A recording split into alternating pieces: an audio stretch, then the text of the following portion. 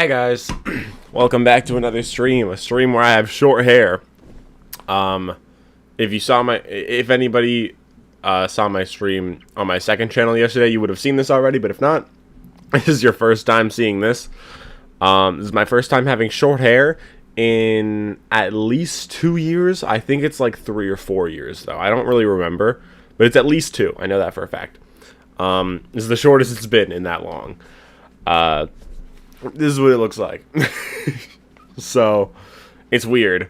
I do like it, but it's just taking some getting used to for sure. Also, the 5 Laps at Freddy's cancellation, I didn't know about that until I saw that chat message, and I was letting the music play, and I was looking on Discord and being like, is that true? So I looked around, and apparently it is.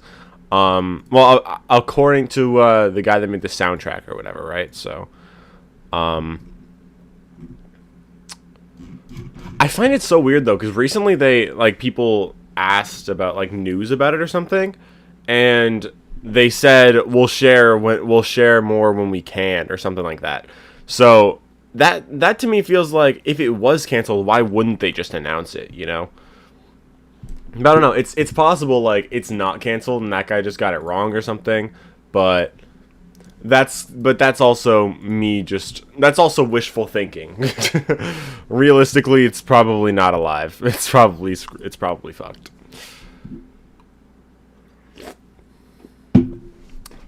Anyway, I guess that adds to the pile of the lack of communication in FNaF right now, cuz why wouldn't if it is actually canceled, why wouldn't they have told us, right? It feels weird that we would have to learn that from a soundtrack, from a guy that made the soundtrack, right? At least now FNaF can be DLC for Sonic Racing Cross Worlds. Sure, yeah. Maybe it's their way of bringing the community back to life. What canceling it is? I think now a lot of people would be... I would be more surprised if 5 Laps of Freddy's happened. I wouldn't. I feel like I thought it would happen. Like, I didn't really believe in my Into Madness theory about it. Like, I thought it was connected, but I didn't think it would actually be Into Madness. That was mostly like just a small idea, or not a small idea, but that's something I talked about in that one video that I didn't really believe, but I thought it was a possibility. So yeah, but I at least thought it would happen. And some of my friends were talking about this in our group chat I think yesterday or the day before. About how, like, if 5 Laps at Freddy's was canceled, people would probably not take into account the lore that it gave us, right? And it's like, does it being canceled mean that the lore was wrong? Because why would it be there in the first place? Especially considering the demo has been out for, like, 2 years, almost, and it's still, like, and they never removed that kind of stuff. And it's just tiny stuff, too. Like, the biggest thing is, like, if Midnight Motorist isn't about the Aftons, why not just remove that tiny Spring Bonnie antenna? That's all you had to do. And then it wouldn't be... and then it wouldn't imply that Afton's the orange guy, right? So, it's 2 years they had to remove that, and they didn't. So that kind of tells me that was intentional, that was supposed to be there. The lore that's in the game was always supposed to be there. That's what I think. But if it is actually canceled, then I know a lot of people are gonna stop trusting it, which worries me a little bit. But I guess we'll see. Either way, though, today we're playing another FNaF game that is related to the concept of actual games, possibly. I don't know what to make of Chica Secret Party. I don't know if it's going to amount to anything in the future, or if it's just what we got in the book. No idea, but somebody made a fan game about it. I guess based on... Don't forget the 87 dice. True. But I never really thought that was anything. But... where is it? No, it's not that far.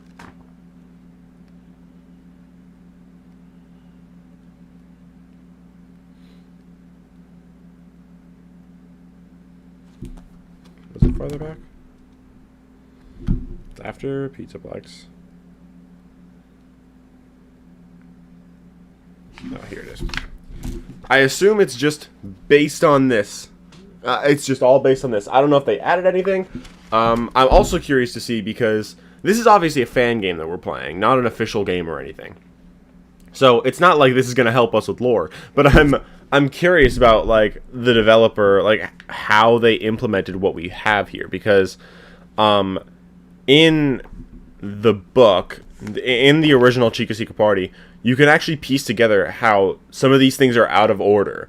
Like, the bathroom has an item at the bottom of the tub that is probably what you give to Golden Freddy. The home office, you need a code that you don't get until the garage, which is after the home office on this page.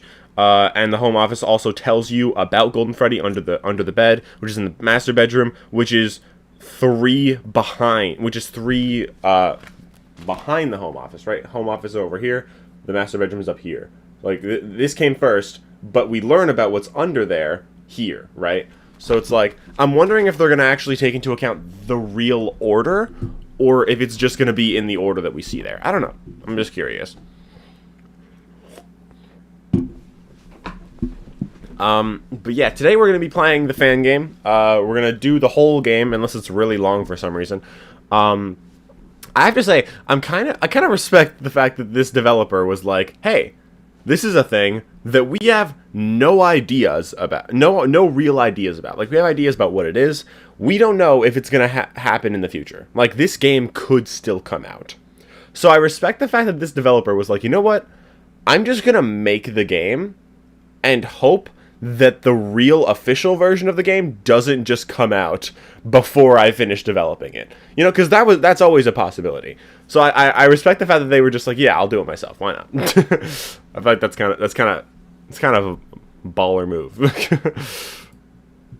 I saw that Dawko had played this game. That's how I found the game. I didn't watch his video on it, but I just saw that he made a video on it, and I was like, hey, that sounds cool. So I checked the description, got the link to the game, and I got it. So today I'm going to be playing through the game, and then we're going to do some FNaF theory reactions afterwards. Probably like two at least. One of them that I want to watch is the final do it myself. Yeah. One of them that I'm going to watch is, I think it's, whose video was it that I was going to watch? Hold on, let me check.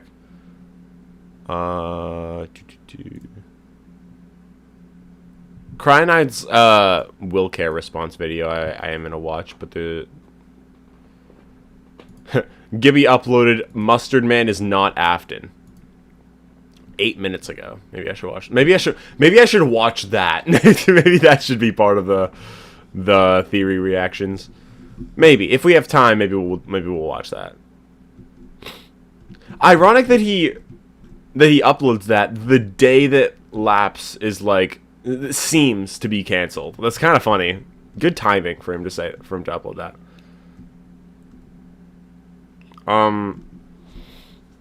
Was it Zito's video on Chica Secret Party that I'm watching?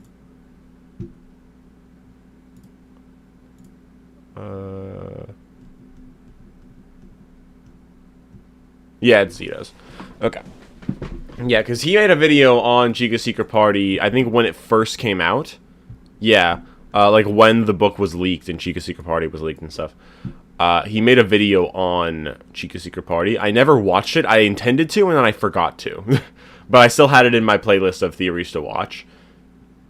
So that's one thing that I definitely want to watch today.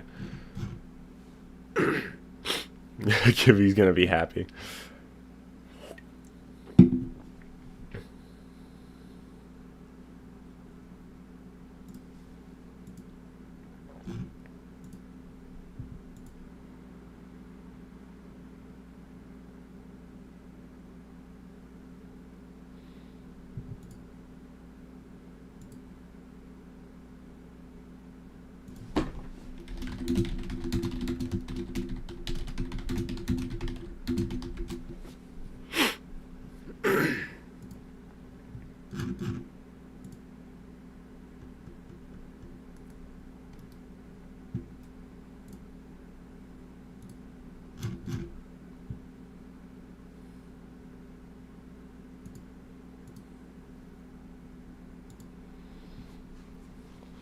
Can Chica's secret party love Midnight Motorist? Love? I assume you mean solve.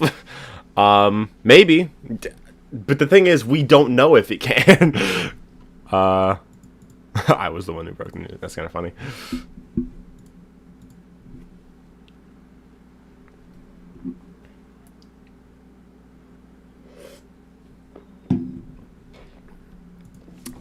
Anyway, why don't we start? Why don't we get started? Here's my desktop. This is the game right here. This is what we got. Can I full screen it? I don't know if I can, actually.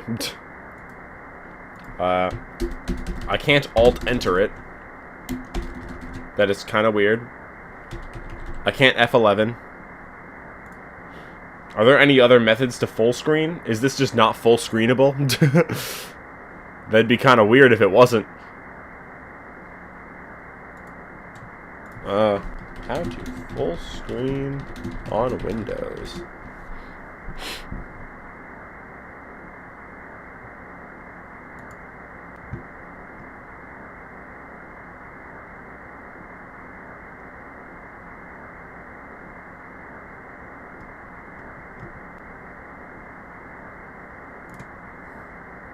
Especially on smaller... Shut up.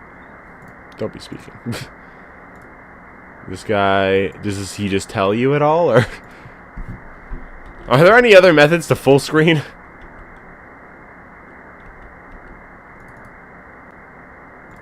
I have no idea. I don't know why, but... Have you noticed there's actually a missing Coasters and security puppet?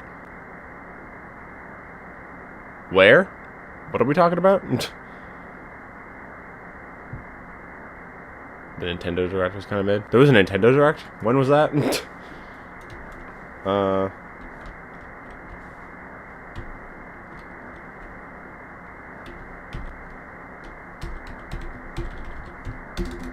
This usually works. I guess you just can't full screen this game. In which case, we'll do this. No, not that.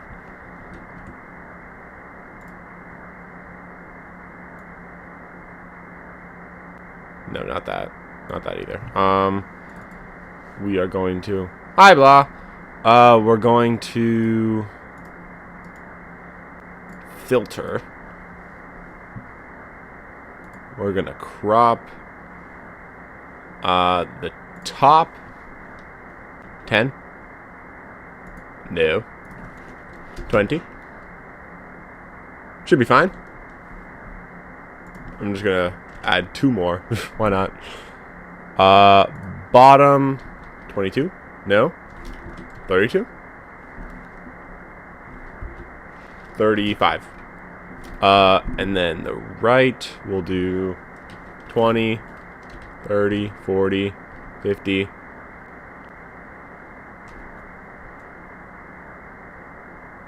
Left 40, 50. Okay. I just cropped it.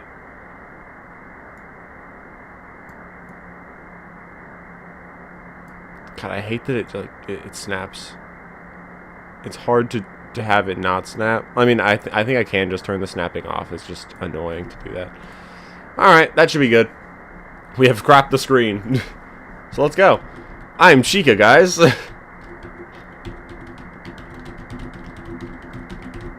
Alright, so, here we... That was the Midnight Motorist window, and this is the FNaF 4 bedroom. Am I able to jump around? No. How do I... There's the Fredbear plushie over there. 0 out of 3. Is this the kid's bedroom? How do I get out? I can pick that up. How? What button?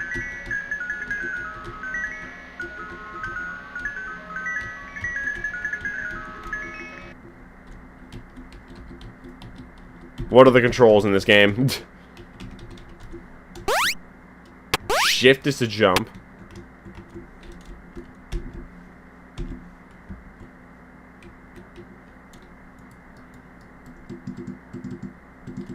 Can you not use the up arrow to jump? You can't use the arrows at all. I'm trying to pick this up. It's it's A and D. Shift to jump. Space, maybe? No.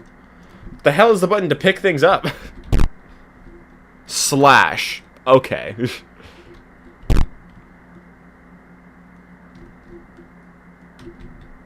Okay, I can go through like this. Whoa! There is a spring bonnie outside. Shift just to jump, yeah. Can I go back through the window? No, I can't. So I'm collecting the toys, I think? So I can take this one, deposit that. I remember the kid's bedroom being in Chica's secret party. Ooh, how do I...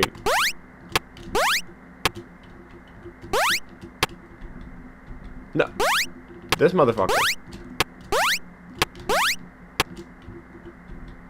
Damn it, how do I get that? How do I get that plushie?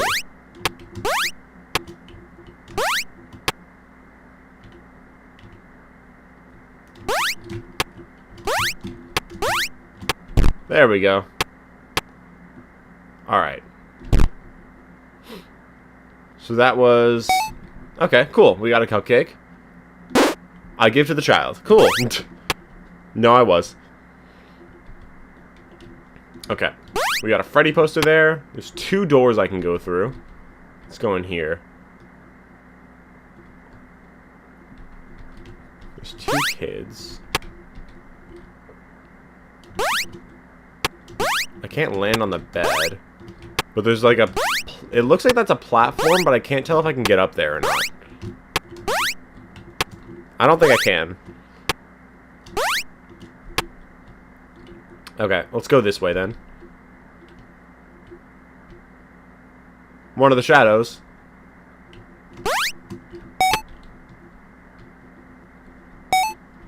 Oh, shit.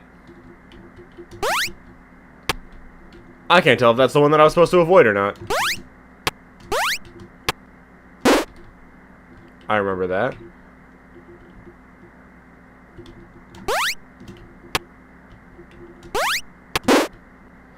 Uh-oh. Okay, that's weird. I need another cupcake. Shit, it's over there.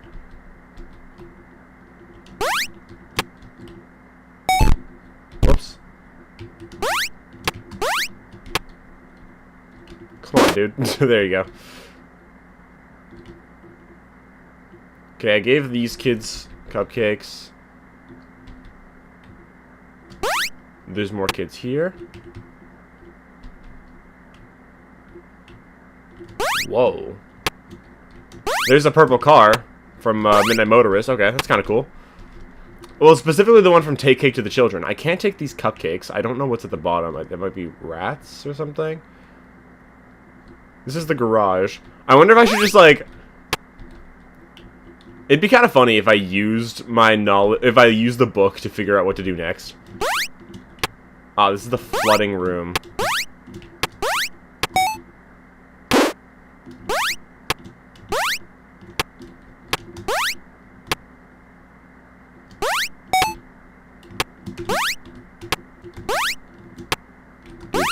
Up there? Cool. The last cupcake is here. What was that? Get me out. Okay. Oh, hi, Fredbear. Dogs love pizza. Thank you for telling me this. Okay. What do we got in here? Oh, shit. That was a fast-ass dog.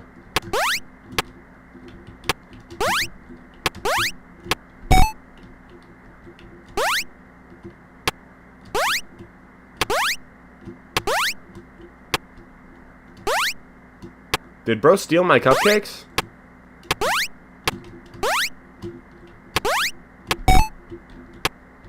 Okay, so he steals my cupcakes. There we go. Okay.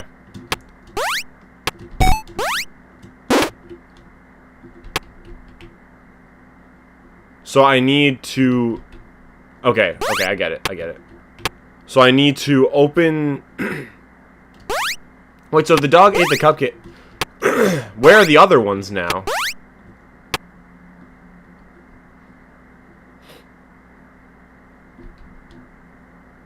Am I able to get those cupcakes back? Because he ate them. And there's still 3 more kids?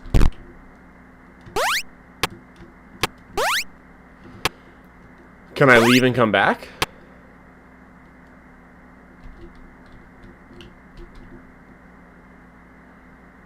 Let me see. Are the cupcakes back by any chance? Nope. Oh shit, hello. Whoa.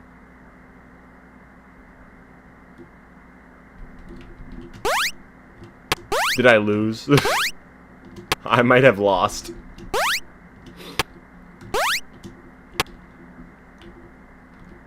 Well, this isn't good. Do you not just have those cupcakes? Now, no, I picked them up and then the dog ate them.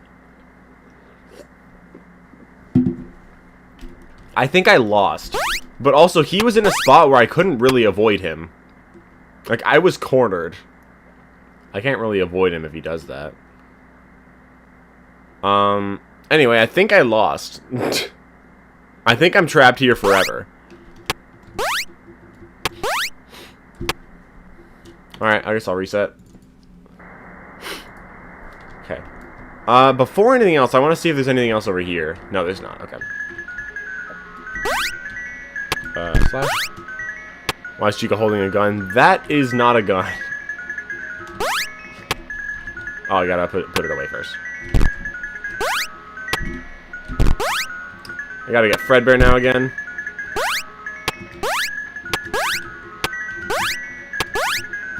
There we go. It's easier than I thought it was. Okay, let me grab this cupcake.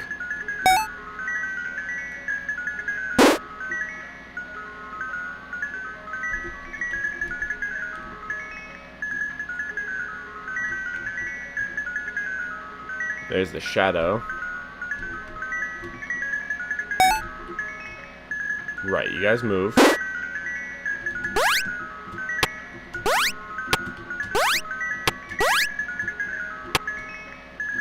Can you stop? I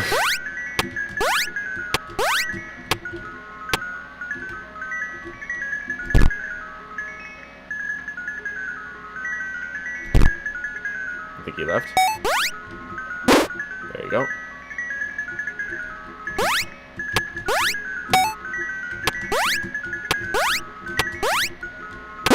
There we go. Looks like that was all of them. This is the garage, right? Yeah, okay. And I can't pick up those cupcakes.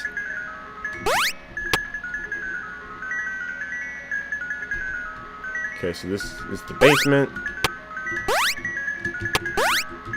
Shit. There we go.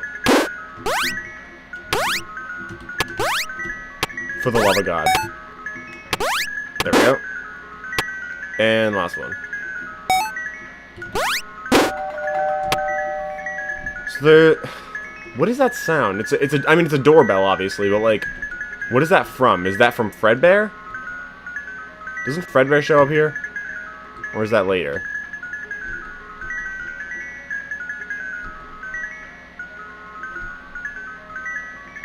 Okay, so this is the dog.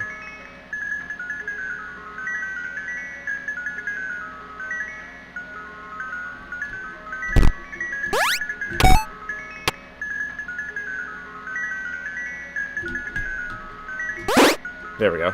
Okay.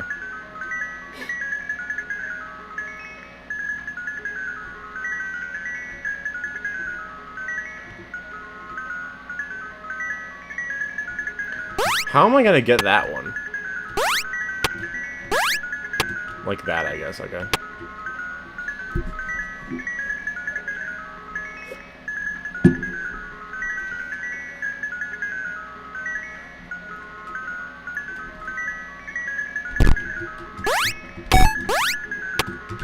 No, shit! Uh-oh. Well, I might be screwed.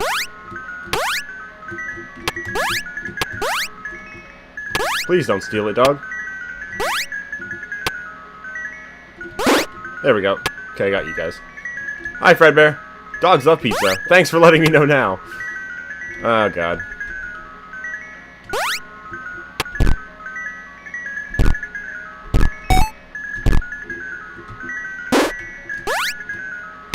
Can I get the thing from the bath yet? This is the bathroom.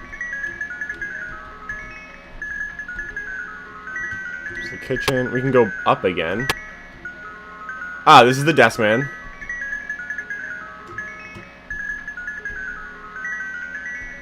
Ah, right. Okay, this is the code.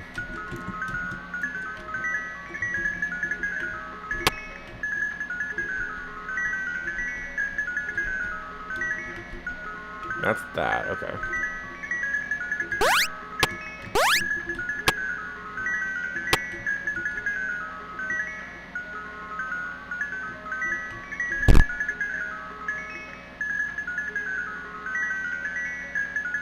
Okay, bye. Cool.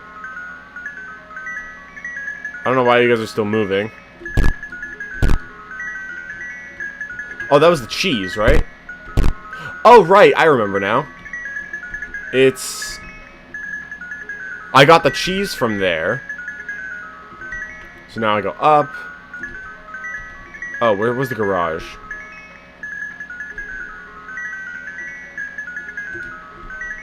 This is the garage. Okay.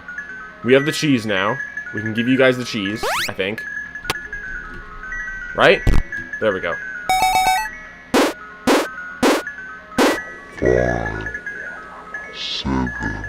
5, 7, 9, 5, 7, 9, 1. Hi, Fredbear.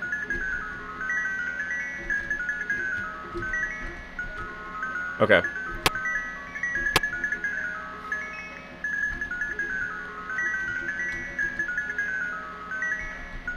Five, 7, 9, 1. Yay! Beware what lurks underneath the or beneath the bed. Awaiting attendees.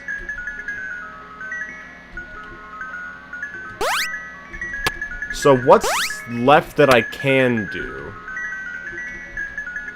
I've done... Okay, this is the kitchen, right? So, is there anything else that I missed in the kitchen?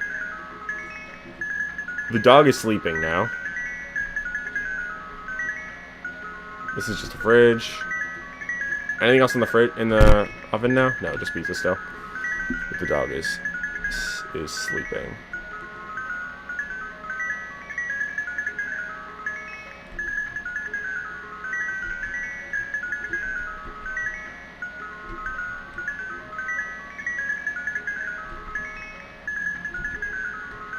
I still need to do this one. Oh, I got the hat. There we go. Maybe I just needed to know that something was under the bed. Another door. Yeah, we got the key. And there's the box.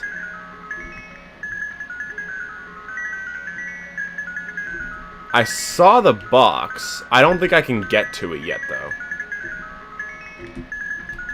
These are the stairs. Okay, should be this. Whoa! Also, where's the other shadow figure been? Is it gonna be here somewhere? Okay, I need space for another cupcake.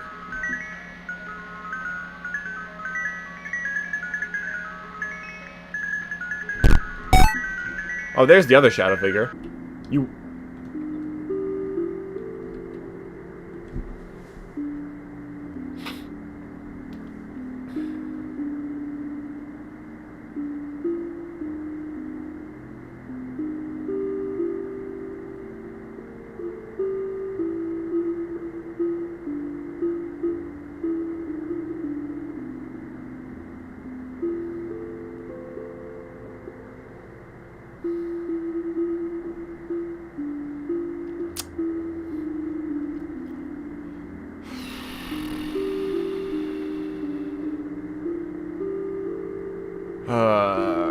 Come on.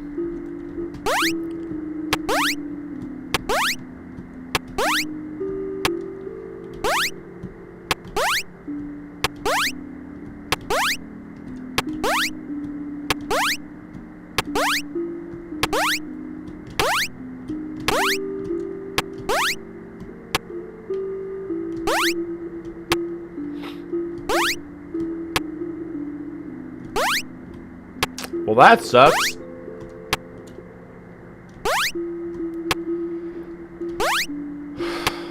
That looks to me like they didn't follow what the book said.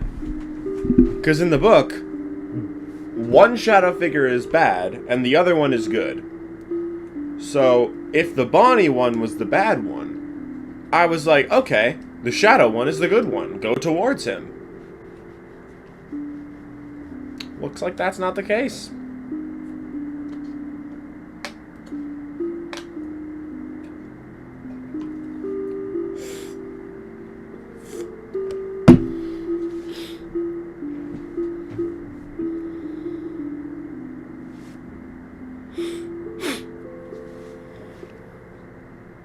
I don't know if that time limit means the time you have to beat the secret room, or the attic or whatever it is, or if it means that's how much time before I leave this pink void.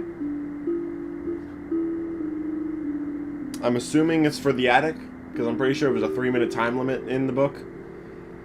But I guess we'll find out now.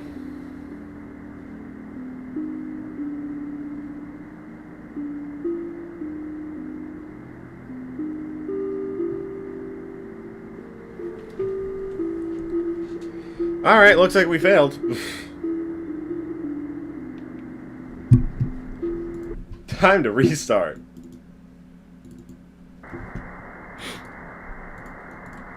Okay. We know what we're doing, though. Hey, I honked.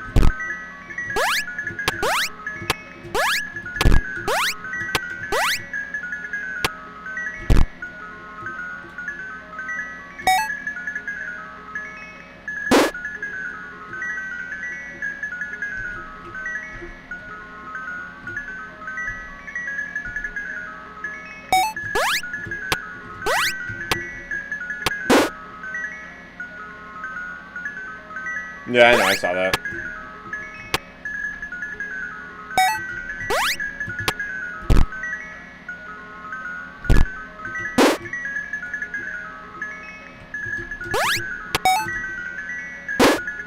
There we go. That was uncomfortably close.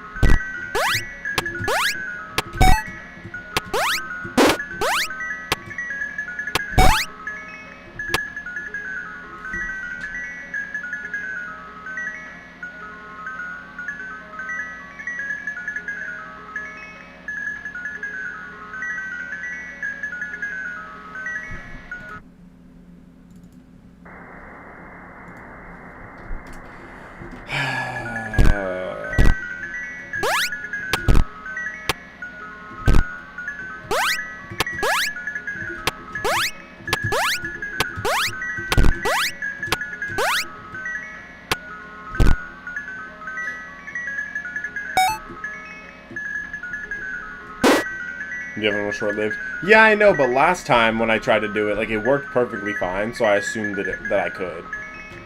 Just do it immediately.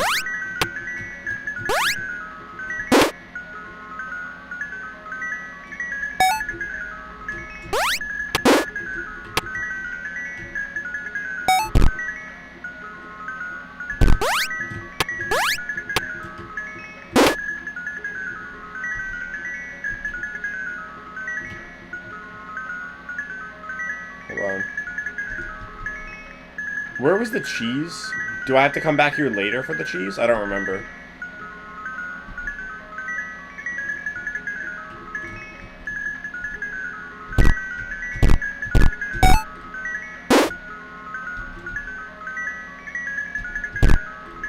There we go, now I got the hat. So the hat was the thing in there. I know it was supposed to be in the book, but I didn't know it was in this game too. Because I didn't notice it last time.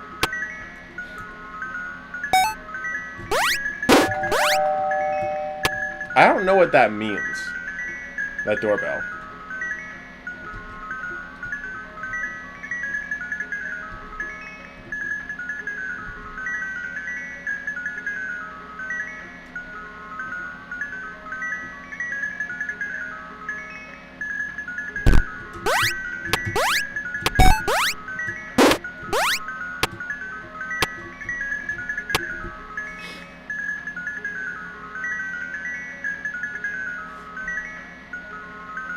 I think this is the same frame from the book, too, right? Let me check.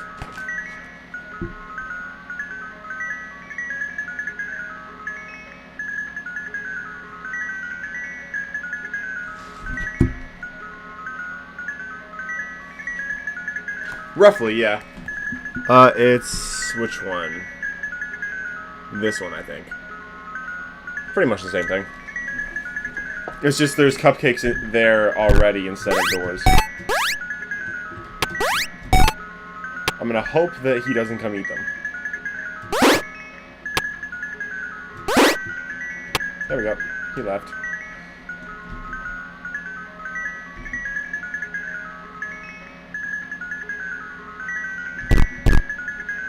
Okay, cheese.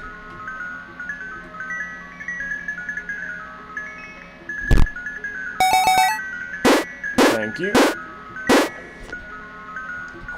5, 7. Okay, same code. 5791.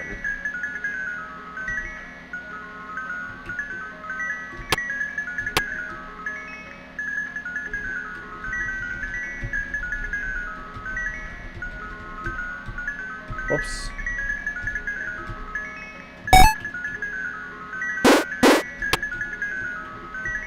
Well, that was Shadow Freddy.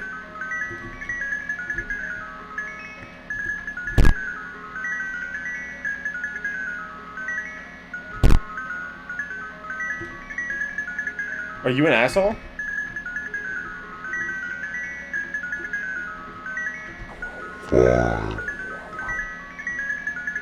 Where's the bed again?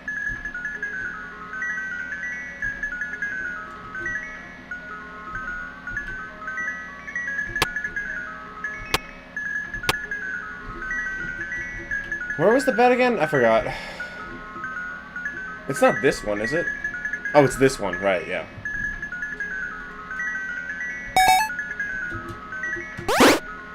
Thank you.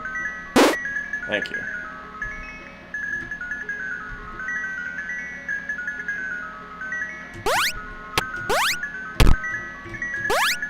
I wonder, can I get to the box? I don't think so.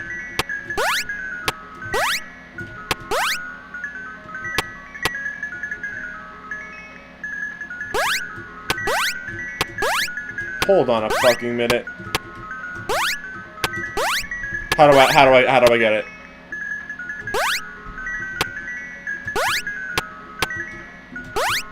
Am I supposed to be able to do this, guys? Guys.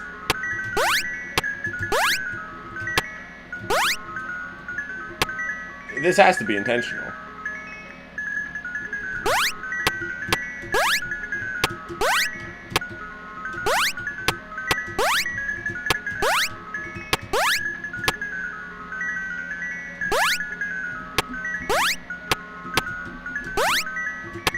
I don't think I can get to it. I don't know. There might be a way, but I don't know how.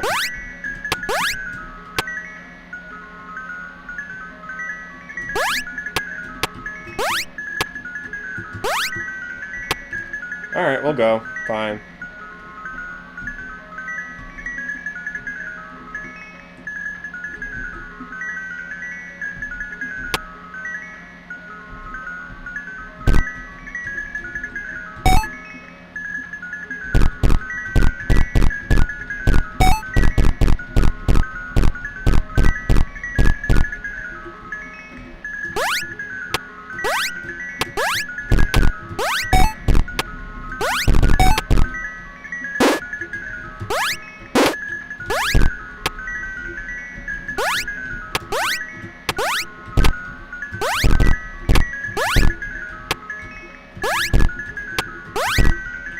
How many kids are there? I missed that one.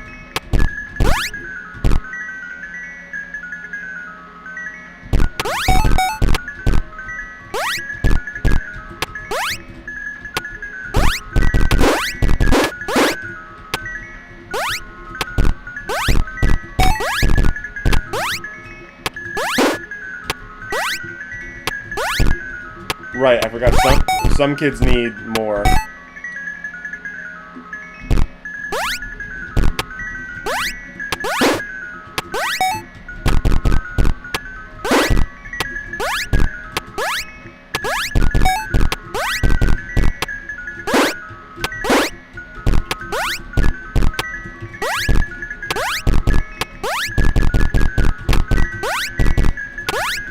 I don't know how many there are.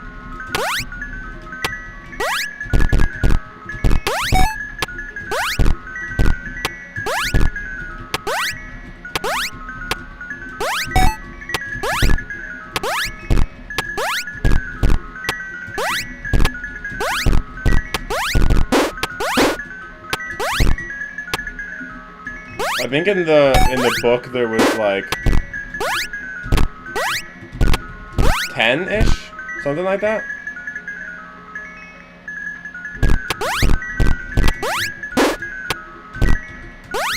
Or maybe 20? Maybe 20 cupcakes with 10 kids? I don't know. I don't remember.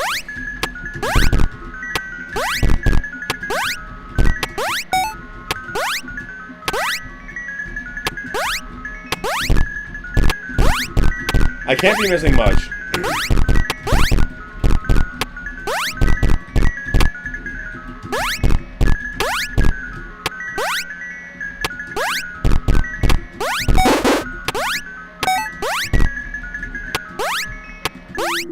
Shit, I lost. Oh, I hit the fucking shadow. Damn it. I was so close, though. God damn it. I hit the shadow. Was he just on the edge? Are you kidding me? Well, that's really annoying.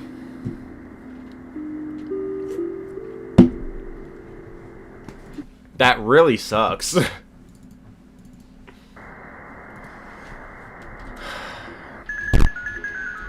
It's like, do I want to keep going until I beat it? I don't know.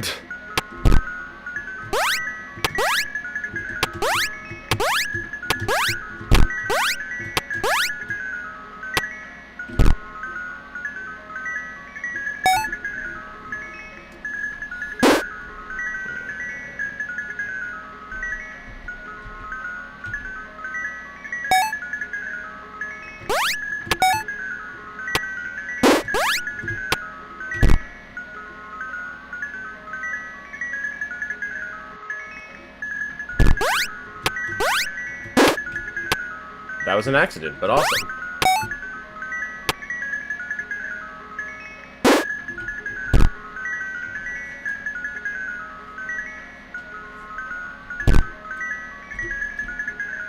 Hello, Fredbear. Actually, I can go to the basement first. Might as well.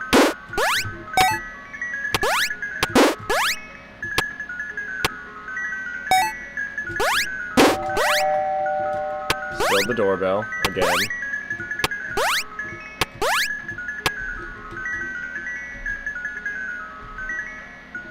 Okay.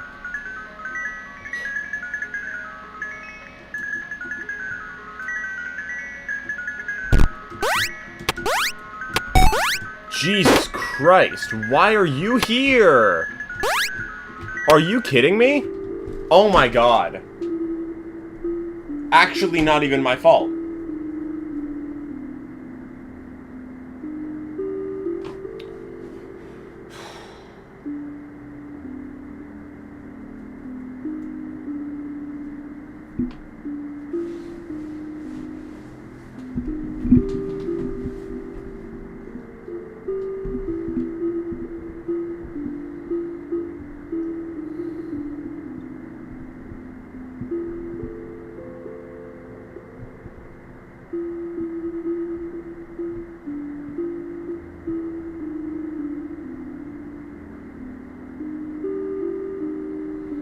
I do not think you should be able to have a shadow figure pop up in a dead end.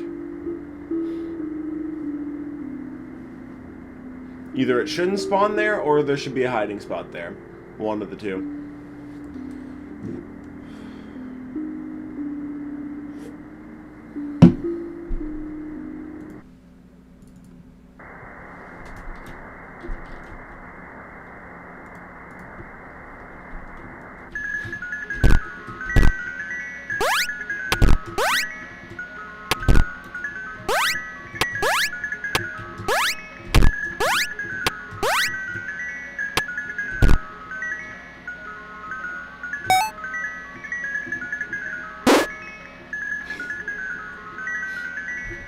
Yeah, it's just a plate, though.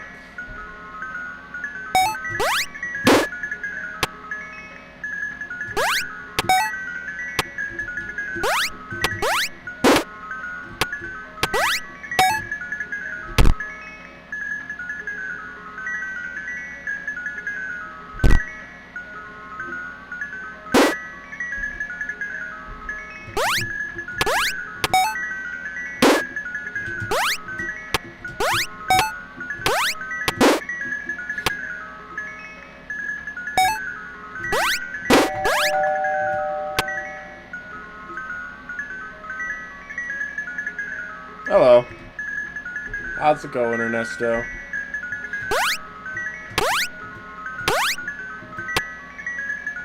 This fucking dog, bro. I actually just fucking hate you. It's like, that's not fair. That's just not fair. Yeah, I'm done with that shit.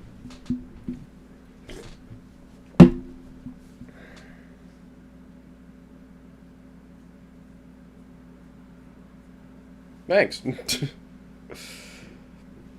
But yeah, I'm not continuing that shit. I'm not gonna keep going if he just keeps spawning in, like, an actual unfair spot. Is it like he spawns every, like, 2 or 3 rooms or something that you go into? I don't know, like, it might just be, like, dictated by which room you go in first or something, I don't know.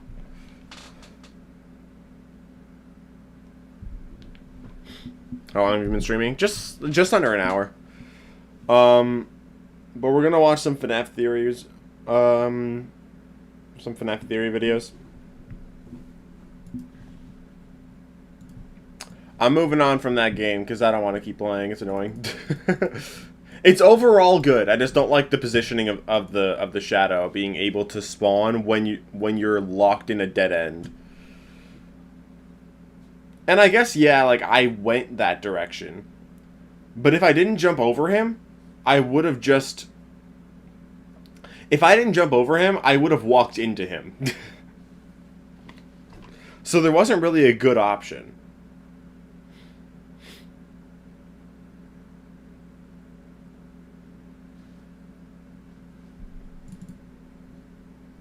Yeah. Anyway, it might have just been, like... He spawns every specific amount of rooms. No idea. Anyway, what we're gonna do now, I need to remove the crop filter that I put on here. 0, 0, 0, 0.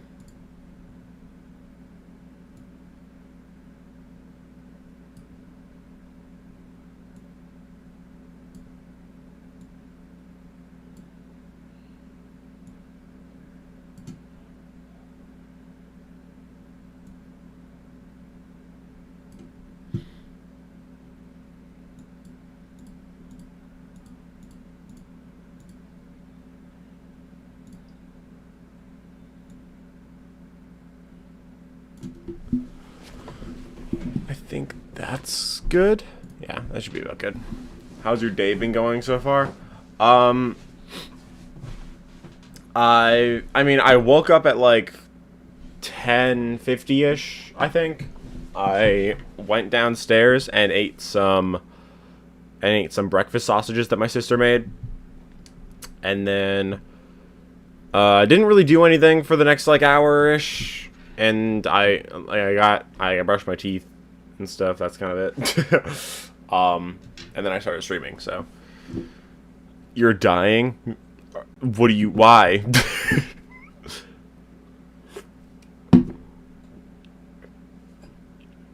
Does nobody care I'm dying? Why are you dying?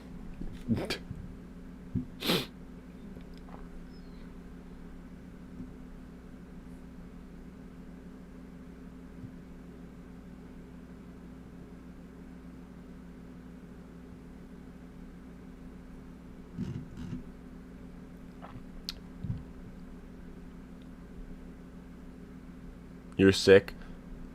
Well, that sucks. Not sure I believe you, because I remember earlier you were like, why are you responding to everybody else and not me? And then you started saying, I'm such an idiot. I think you're just, I think you're just trying to get me to respond.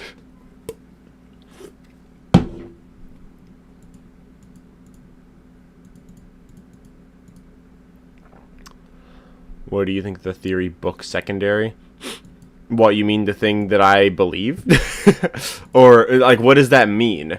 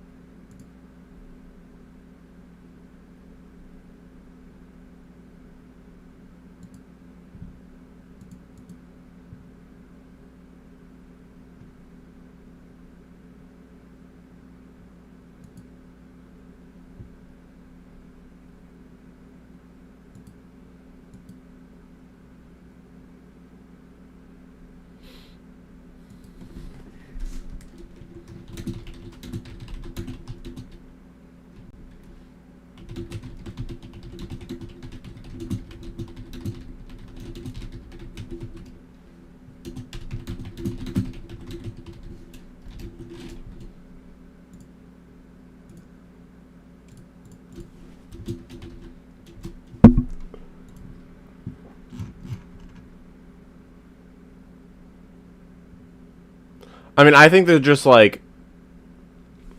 I think the books are like their own universe, but they still like... I think for the most part they're built upon the game universe, but they change around a couple things and exist on their own. But like they're meant to tell us lore, they're just not meant to be in the main lore, kind of.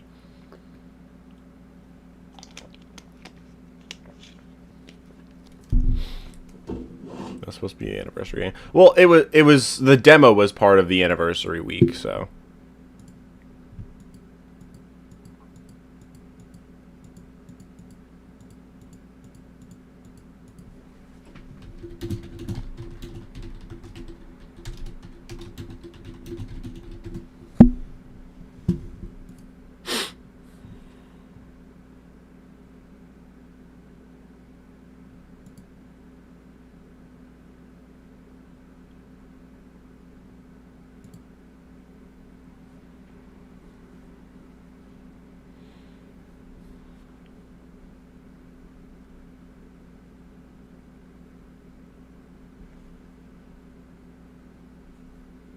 How many indie animations do you know?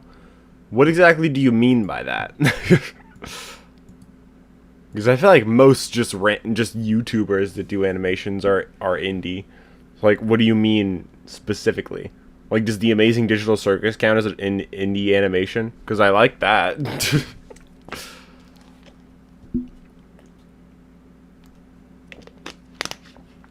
But like, I don't really go out of my way to watch animation stuff that people make, because usually I don't really watch that much YouTube. Usually I watch like right now what I've been watching is just Moist Critical playing the Resident Evil games. Besides that, I only really watch like YouTube shorts. Sometimes I watch some Mario videos. So I don't really watch that much YouTube. But I watch some. But in terms of like animations, I never really watched those. It's not really my thing.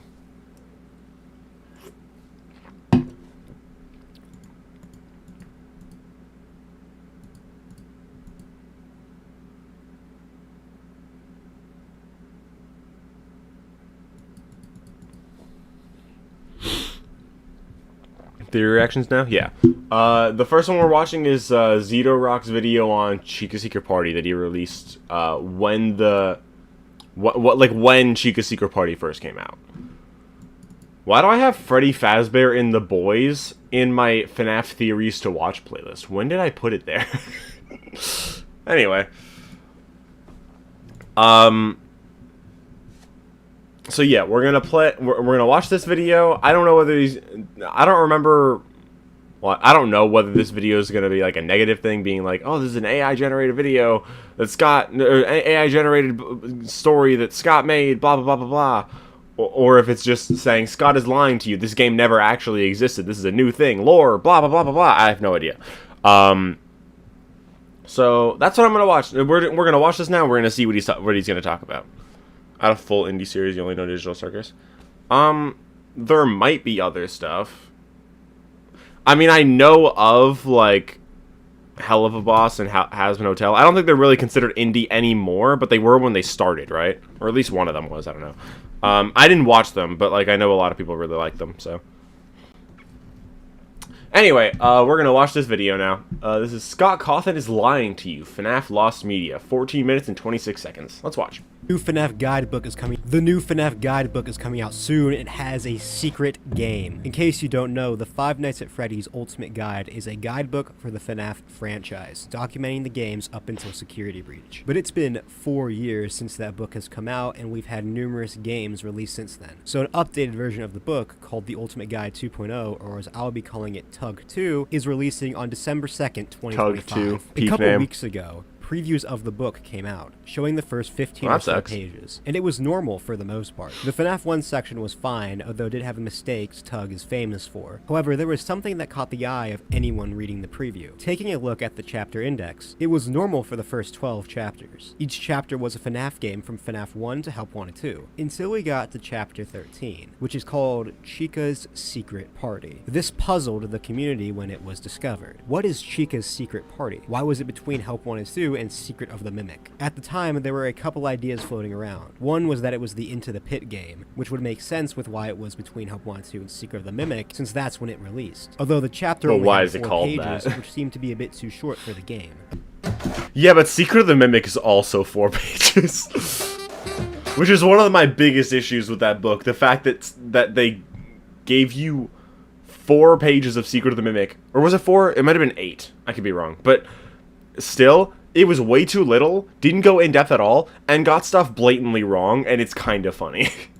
Of course, in the actual book, it only has 2 pages covering it, but we'll get to that later. Another idea floating around was that the chapter just had all the recipes from the previous guidebooks, but there was no way of knowing, so all we could do was wait for the book to release on December 2nd. But, like almost all the FNaF books, the book was released 2 weeks early in some places, and fellow YouTuber SFP's Ideas was the first one to find the book. Shortly after he got the book, I got into a voice chat with SFP and fellow FNaF YouTubers, hoping we could get a sneak peek at some of the book, and I asked him if we could get a quick look at Chica's Secret Party. I was curious about it. Of course, I didn't think it was anything huge, probably just what is happening on screen right now? But when SFP found the chapter in the book, it left him, me, and everyone else in the VC shocked. Chica's Secret Party isn't the Into the Pit game, it isn't the recipes. Instead, it's a lost FNaF game that was released on Scott Games. The book is running home.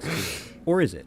We'll talk more about that later. Sorry, what? It was released on Scott Games back in 2016. Or is it? We'll talk more about that later. So for anyone who thinks this is a hoax or something, like a Talbot Files 2, I can assure you it's not. I literally saw SFP run across the highway to get back to his house. I assure you it's real. And since we know it's real, we have to ask, what is Chica's Secret Party? Well, let's start with what the book tells us. And you guys are going to want to stick around, because if this game is real, it might solve FNaF 4's biggest mystery. According to Tug 2, Chica's Secret Party is a nearly secret game, only available on scottgames.com for 3 days back in 2016. Apparently, it is still talked about on fan wikis and websites. It also shows some screenshots from the game. Seemingly, the game will take place at the Midnight Motorist house, and other rooms are reminiscent of the FNaF 3 Happiest Day minigames. The book then goes on to describe the entirety of the game, something it doesn't do for Secret of the Mimic, by the way. In the game, we would play as Chica, who has to collect pink cupcakes. Throughout all the levels, there would be crying babies, and if Chica gave them a cupcake, they would turn happy. A really strange sentence in the book is that the more babies she appeases powers up her life force. However, Chica has some uninvited guests. There are mysterious shadow figures that will get in Chica's way. According to the book,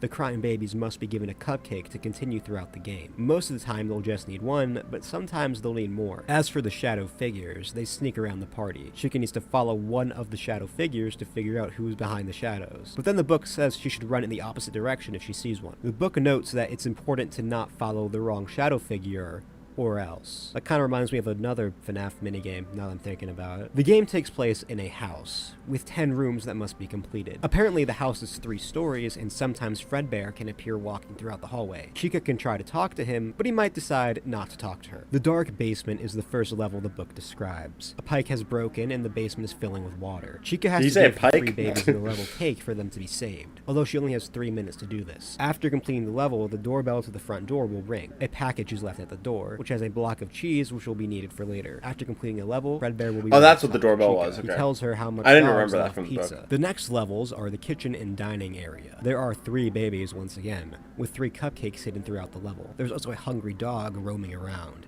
To complete the level, Chica has to get the pizza and put it in an oven to lure the dog away from the cupcakes, feed the kids, and get out. The master bedroom is the next level. Basically, the lights are flickering. Not the same thing at all. The kids move in the living room. The shadows are here too, and Chica has 1.5 minutes to feed all the kids and get out. The next level is the master bedroom. Interestingly, when Chica looks outside the master bedroom window, she sees Bonnie walking back and forth in the backyard. So the book is implying that vanilla FNaF 1 Bonnie is the footprints in Midnight Motorist. That's certainly interesting. There are 2 kids in the bedroom. The fan game actually made that into Spring Bonnie, I noticed. Like, I saw that in the background. I was like, is that Spring Bonnie? And then I realized it was meant to be the Bonnie that was outside, which I find kind of weird. Like, it could definitely be Spring Bonnie. Like, it could say, oh, yeah, Afton is actually the footprints in Midnight Motorist, and it's a Spring Bonnie, not Bonnie. Which, like, maybe, I guess. But, like, it's weird that it doesn't specify which Bonnie. One in the closet. And especially since Fredbear and Golden Freddy are both in this game as separate characters. Like, you'd think that they would specify which Bonnie it is if it's gonna be Spring Bonnie, considering Spring Bonnie goes with both of those characters. I don't know. It's weird. Bed. But there are no cupcakes. Well, there are, but they're under the bed. However, when she tries to grab them, a golden fuzzy hand, most likely belonging to Golden Freddy, will attack. She has to grab the cupcakes without being taken out by Golden Freddy. To do this, she has to find a black cat and give it to him, and he'll give her the cupcakes. Moving on to the kid's bedroom, it is filled with scattered toys and a poster of Freddy Fazbear, a crying baby in the middle of the room, and no cupcakes. To get the cupcakes, you have to just put all the toys away, and a drawer will open up with a cupcake inside, which leads us to the secret room. It can only be unlocked after completing the 2 bedroom levels. I'm just going to read what the book says about the secret room verbatim. The secret room has an interesting and useful secret tool, one that might help her finish the game. An essential golden key. It's here you'll also catch a glimpse of a box that longtime fans will be familiar with, as well as a peek inside, which won't be spoiled here, to those creative enough to find their way to it. I think it's obvious that the box is the FNaF 4 box, but we'll touch on that later. Yeah, I tried to find my way to it in the fan game, but I could not find my way. Like, I found, like, the route that I was supposed to take, but I couldn't find a way to actually get into the box. Next up. Which was probably on purpose, honestly, unless I just missed something. The home office. It's a small room with 2 crying babies and a strange gray man sitting at the desk. Now, when I first read this, I thought it was the desk man from FNaF World, but thinking about it more, it's probably just the gray guy from Midnight Motorist. It would make sense with how the game seems to be at the MM house, and, you know, obviously he was there. And Deskman in FNaF World is like a meta character that's supposed to be Scott Cawthon, but we don't know for sure. Chica looks around but can't find the cupcakes. But aha! They are locked in a mini safe. Thank you, Tug2, for adding the aha, it really adds to the book. To open it, she needs a 4-digit key, and the gray man won't talk to her, so Chica leaves to find it on her own. She finds it, opens the safe, feeds the kids. At this point, the gray person will tell Chica about something scary under a bed, which I think is about one of the bedroom levels, so he is a little late. Moving on to the bathroom, in this level, she has to get a floating cupcake from a bathtub for a baby on the floor. She then has to grab duck toys to drain the tub so she can grab the cupcake, which is weird if it was already floating, but whatever. According to the book, there is something significant at the bottom of the tub. It then goes on to not tell us what it is, but it does tell us about the garage, the penultimate level of the game. There are 4 kids that need fed, but rats are trying to steal 5 the laps at cupcakes. Freddy's. Using the cheese from earlier, she can You may or distract may the not rats be and missed. feed the kids. After completing the level, a radio will turn on and repeat a series of numbers, which will need to be remembered for later. In the final level, the attic, which can only be accessed with the golden key from the secret room, Chica must feed 10 kids. Each one needs 2 cupcakes. The level seems to act as a final test of the player's skill. The shadows are here, and the cupcakes are hidden away and move around, and she has to do it in under 3 minutes. The book calls out that she needs a power-up or 2 to beat this level, which then takes us to the ending of the game. The finish. Cha-cha-cha. Chica wins the game by feeding all the babies with sweet cupcakes. Her secret party is over, and she's pacified all her guests and managed to elude the shadow figures, who have thankfully vanished as stealthily as they have appeared. Suddenly, music blasts through the house, and confetti showers around her. All her uninvited guests, Fredbear, Gray Man, Bonnie, and Golden Freddy, move through the halls dancing. Chica decides to join the dance train throughout the house. Tired skin, Man. hydrate. So far, I assume this is just like a rundown, rather than like a theory video. It might be theories like at the end, but I just wanted to watch this because I have it. I was going to watch it when it first came out, and it didn't, and I just didn't. I assume he'll talk about theories like once he's done talking about it. So probably around here. What's this? This is a spike.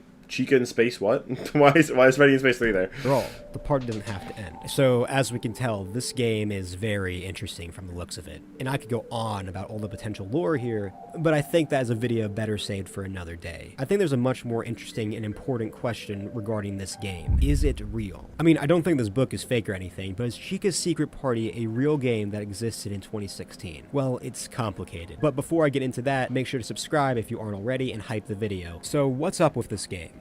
Well, the first thing we need to know is that the book is lying about the game from the start. First off, the book says that numerous fan wikis talk about the game, but this isn't true. No wiki has ever mentioned the game before. And there's just no way this game was on Scott's website in 2016, as the book claims. Remember, back in 2016, everyone was checking Scott Games on the hour. We would have known about the game if it was up for 3 days. Unless it was hidden in the source code maybe, but I still feel like we would have known about it. So what's going on here? Why is this game here? What is it? Well, there are 3 theories I want to talk about. Let's start with the one I think is the most unlikely.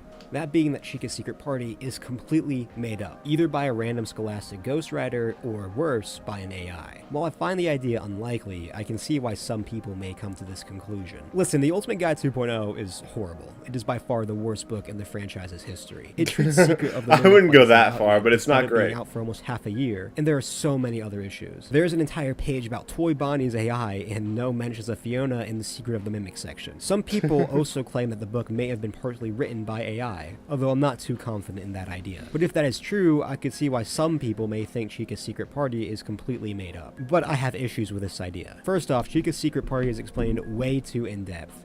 It is arguably the most in-depth chapter in the book, and it's about something that never existed. What would be the point in making up an entirely fake game? There's also the gameplay screenshots to consider. From what I've heard, AI cannot replicate this art style. So under this idea, that would mean someone made an AI make up a fake FNaF game and then edited images to back it up, which seems like more work than it's worth, especially since the Chica and baby sprites seen in the minigame have never been seen in the franchise. Honestly, if there's anything in the book that I think was absolutely not written by AI, it's this section. I'd go as far to say that Scott himself wrote it. I mean, some of the stuff here is stuff I could see Scott saying on a Reddit post. Just add a winky face to the end of the part where he says, "No spoilers will be revealed here about the box," and that's a Scott Reddit post right there. The next idea is that this game isn't real, but it's a joke from Scott, something he put in the book to troll fans, acting like there was a secret game from 2016 that revealed it was in the box and we just missed it. While I find this idea much more likely than the first one, I still don't think it's true. I just don't see why Scott would do this, and especially don't see why he would put it in the Ultimate Guide of all places, a guidebook that is supposed to be accurate. And then he'd have to go through the effort of either making or hiring someone to make gameplay images, and again, it just seems like more work than it's worth. There's also an idea that the game is real, but it's supposed to be a troll game for the second FNaF movie. As you guys may remember, when the first FNaF movie came out, Scott posted a game-to-game joke called FNaF Movie The Game, which was allegedly an adaptation of the FNaF movie, but as a game, which is why it's called FNaF Movie The Game, in case you couldn't tell. But when you actually download the game, it was instead Freddy in Space 3, Chica in Space. Apparently this game is... this is a video of yours that I was gonna watch, like, when you first released it, and then I forgot to, and so I played the Chica's Secret Party fan game earlier. So I was like, yeah, this is a good time to just watch it. Why not?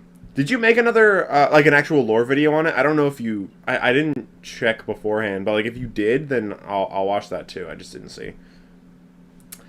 Anyway. That good, and people got really mad that it had NSFW Island, and it was a whole thing. It does have an underrated soundtrack, though. Anyway, the idea is that Chica's Secret Party is a troll game for the FNaF 2 movie. Yeah, I heard theories about that too, didn't come out early. You would read the book, learn about Chica's Secret Party, go online, look it up, probably download something, and it would be a troll game tied to the second movie instead of Chica's Secret Party. Yeah. I think this idea is fine, but I still think it doesn't make much sense, because none of the other troll games are in the book, and again, why would it be in Tug 2? Why wouldn't he just make another game drill page? So the idea of it being a troll, while more likely than AI making it up, is still probably not what's going on, in my opinion. Which leads us to our third and final theory, which is that Chica's Secret Party is an ARG. This makes the most sense, in my opinion. It would explain why the book lies about the game existing. Yeah, but it hasn't been so far. It's just a setup for the ARG. You know, an alternate reality game. Which I would have perfectly agreed, like, at the time. And now, the fact that we haven't gotten anything about it is like, why?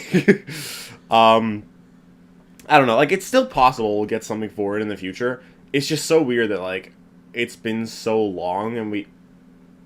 It's been so long since the book came out and we still haven't gotten anything.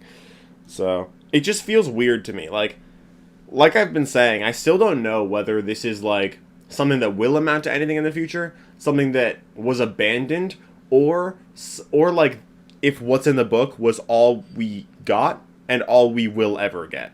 I have no idea. It could be any option, but the fact that we don't know is probably the thing that's most frustrating for theorizing about it, just because we don't know if there's gonna be more to it or not. Is what an ARG is. That's what it stands for. And it would make sense why the book calls out fan wikis talking about the game under this idea, which, as we know, is just nothing that has ever happened. The idea is that on December 2nd, when the book is actually supposed to come out, you can go to a fan wiki and read an article about Chica's secret party. And there will be some hidden clues or something, which leads you to something, most likely ScottGames.com, and there will be something huge, maybe even the game itself. I mean, it would make sense why the book seems to give you a walkthrough of the entire game. It's preparing you for the game. Because let's be honest, without this tutorial, the game seems like it would be really annoying to figure out. If this is the case, this would basically be the biggest lore drop in FNaF history, since it would seemingly explain Midnight Motor. I think Chica's Secret Party was just joking with the Tower Files now. I don't think it's an ARG anymore. I feel like it probably wasn't a joke. Well, it could have been a joke that had actual lore in it. I do think there's actual lore in it, but it's like, I don't think it's nothing. But like, I could see it being like a joke that just like, that Scott was like, yeah, I'll use this opportunity to throw some lore in. I just don't know if it will be anything in the future. Like, if it's just limited to what it is or not. Because I feel like that's what the big problem is with theorizing about it. The fact that we don't know if there's more, so we don't know if we need to keep investigating at all. And that's why a lot of people haven't, and why a lot of people have just given up on it, because not only can we not find anything else, we're not sure if there is anything else to find, so there's no reason for people to actually talk about it. Like, so we don't know if we need to, or if we can. And the contents of the FNaF 4 box, but only time will tell. The only problem I have with this is that in the 2024 Scott Cawthon interview, Scott said this regarding the box. There is something in the box, but I never pursued it, and I don't know if I can find it again. And I think that that's the best answer that I can possibly give for that. Which seems to imply that whatever was in the box doesn't matter anymore, and the story went in a different direction. Although that might explain why the book is pretending to be a game in 2016. Maybe... I would also say, like, the fact that the box is mentioned here could mean that Scott couldn't get back to the box in the other games. So now, because people didn't like that he said that, he's being like, okay, I need to find a way to actually explain the box. So we came up with Chica's Secret Party as a way of, like, hinting towards it and maybe going somewhere with it in the future. But that just depends if he is going somewhere with it in the future. If he is, then I guess it would be, like, his way of remedying the fact that people were upset at him for not figuring it out, or for not, like, explaining it at any point. So he's like, okay, I'll give them what they want, basically. It's in a time before sister location. Maybe it's showing us what the original plan for the FNaF story was. I think that would be really cool, but only time will tell. And with that, we have finally looked into the lost FNaF game. Well, alleged lost FNaF game. I think even though the book is horrible, Chica's Secret Party is by far the best part of it. It feels like a creepy pasta, especially with how out of place it is in the book itself. I mean, it's not even in the right place. In the book, it should be between FNaF 4 and sister location. Do you like my Spider-Man poster? This thing? It's not really a poster, it's like between Help 1 and 2 picture, and Secret a portrait, of the Mimic. kind of. It just gives it this aura that I think is really cool. By far the most interesting FNaF mystery in years. But you know what's not a mystery? Who hit the subscribe button on this video? The answer is you, right now. Make sure to subscribe. I'm subscribed to you, right? Holy shit, I'm not. I'm so sorry. I thought I was. I don't watch enough FNaF theories on my own time to remember to subscribe to everybody that I know. I'm so sorry. I apologize. Nothing happened. You didn't see anything. And bro's gonna leave the stream and be like, this guy wasn't subscribed to me, I'm gonna kill him, I'm gonna never speak to him again. He's gonna be like, ban Evan from the server, from the Discord server. And I'm just gonna get like a DM from like Narrow Raven or something, being like, hey, so we heard Zito had a problem with you. I already forgive you. Narrow Raven's like, we heard Zito Rocks has a problem with you. How about you leave and never come back? Anyway, good video. If you enjoyed the video. I did. Anyway, so what was the next one we were gonna watch? The Cyanide video, yes. Do we want to watch the Cyanide video, or do we want to watch the new Gibby video? Because the new Gibby video is the Midnight Motorist one. It seems fitting to do that, to watch that on the day that Laps was actually canceled. Theoretically, probably.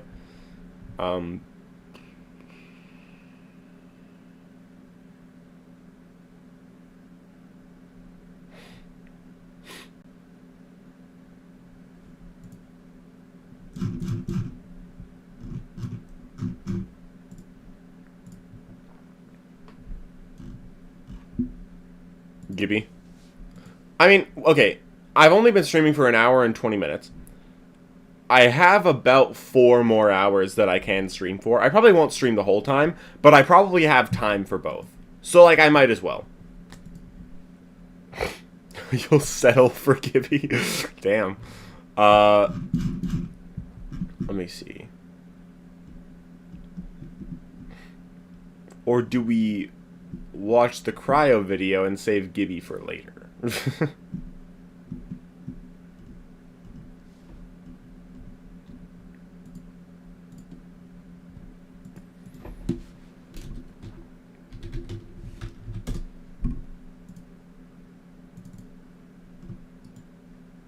Mustard Man.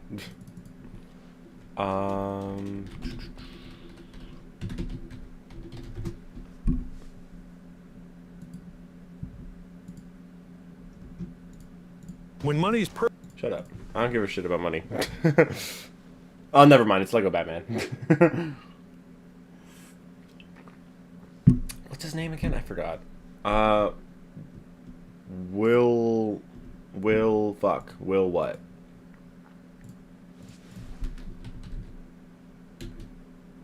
Arnett. Will Arnett.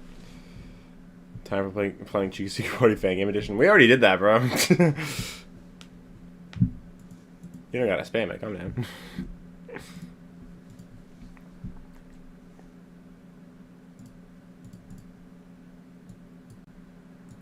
Alright. We have a 27-minute video. The crowd video is just "No, you're wrong, Gibby." Yeah, I want to see how he says it. You should have titled the video that. When did what was the difference between their videos releasing? Midnight Mode. Hi, Gibby.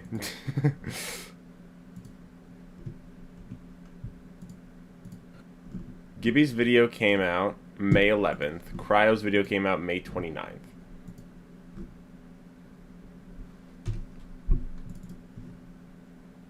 Sad Gibby's back. No, back. Mid.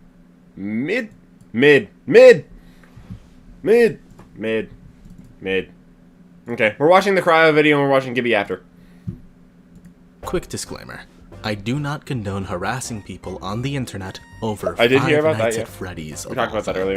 I'm going to be talking about a theory that I personally disagree with in this video. By no means does that reflect how I feel about the person who made the recent video talking about it. I'm here to talk about this theory and absolutely nothing else. Okay? Okay. This video is going to be a little different from my usual ones. Gibby, of the Horror Homestead, uploaded a video recently talking about William Afton, and advocating for a theory called will care, or as he refers to it in the video, will love, which essentially means that William Afton loved his children, and that his murder spree was caused by the fact that he went mad from the grief of their deaths. His video goes as far as to say that, and this is a direct quote, "The games tell us will care is canon directly." It's actually one of the few times that the FNaF story is direct about something. I have a lot of thoughts about this topic, and I've been wanting to get them across for a while now, but I don't think that I could put them into words over text without coming across the wrong way, which is the last thing that I want to do. So I decided to make a quick video about it. Like and subscribe, hype up the video, yada yada, let's go. Let's start off by saying this outright. No, William Afton... I believe Gibby personally killed everyone at Click Team so they don't debunk Midnight Motorist MCI. No, you know what? That's canon. did not love his children. I'm saying that as plainly as possible because I don't want it to be misconstrued by anyone in the comments. I am never going to advocate for the idea that William Afton was a loving father in any regard. However, I am going to advocate for the fact that William is a bit more complicated than some people make him out to be, but we'll get into that a little later. Yeah, Before that's that, fair. let's answer the big question. Why does anyone think that William Afton loves his children? This mostly originates from FNaF 4, namely from the theory Will Plush. A good chunk of people think that William Afton is the person speaking through the crying child's plushie throughout the entire game. People mostly think this because of what we see in Sister Location. William has cameras set up inside of key FNaF 4 locations, has the Fredbear plushie down in the private office next to the camera feed, and even instructed Michael to, quote, put her back together, just like what was said at the end of FNaF 4. Speaking of Sister Location, another big reason that people believe in Will Care stems from Elizabeth's dialogue. Throughout the game, we hear old voice lines from Elizabeth talking about how William made a baby for her, but won't allow her to go anywhere near it. We can extrapolate that the reason William didn't want his daughter anywhere near Baby is because Baby would have eaten her, based on the fact that Baby ate her. We can reasonably say that William Afton didn't intend for Elizabeth to die. I don't think we can argue against that fact. Finally, we have what some people believe that William Afton's main motivation is for all of the atrocities that he commits: to bring his children back to life, which they believe is a telltale sign of a grieving father who loved his children. Now, for what it's worth, that would be a good narrative in another story. The issue is that we don't really have much evidence to suggest that that's what we're actually seeing in this story. Yeah, I because agree. while there is some truth to everything that I just said, you could interpret it in an entirely different way if you wanted to. I just see him as I just see it as Afton using his kids to help his own goals rather than them being his goals. Let's take the crying child's death, for example. Personally, I do believe that William was speaking to him at the end of his life. We have plenty of reasons to think so. I do think that William Afton said the words, "You're broken, I will put you back together." I'm a bit iffy on it, but I understand why people believe it. Is that something you'd say to someone that you love? If you were/are a parent and you saw your child on the brink of death, would you say this to them? I certainly hope not, because that would make you a lunatic. This doesn't sound like the comforting words you'd expect from a loving father. This sounds like a threat, a promise. I think that William Afton is saying this it more could so go to either way. himself than he is to Cece in this scene. This is his driving force. He's not going to grieve the death of his son, he's going to overwrite it. He's going to fix it.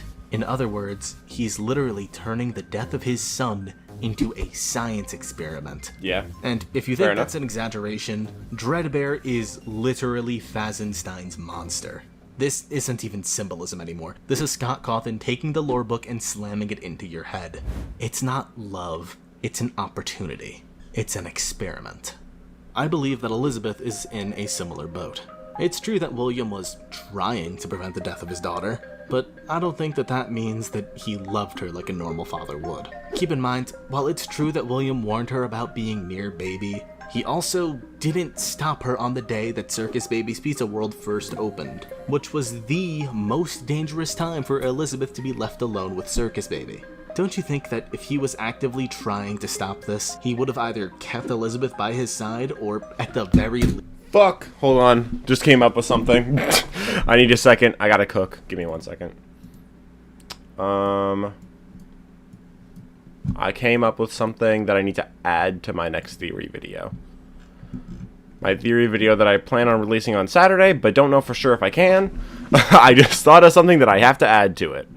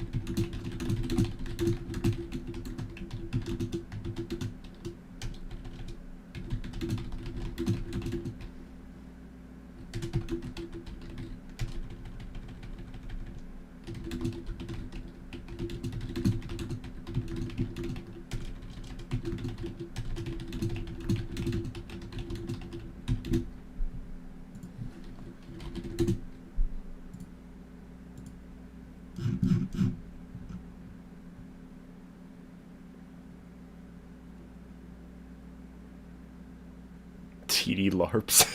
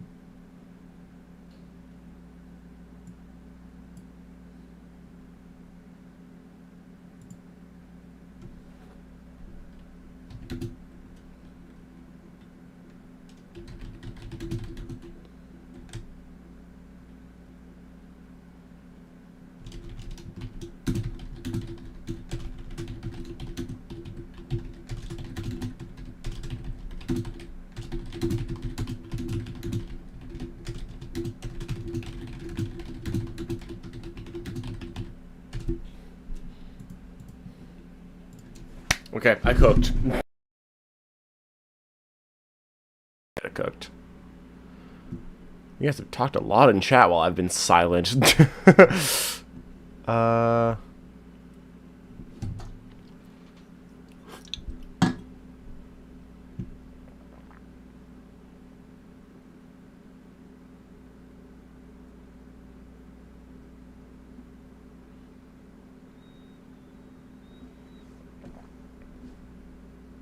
Hi, Freb.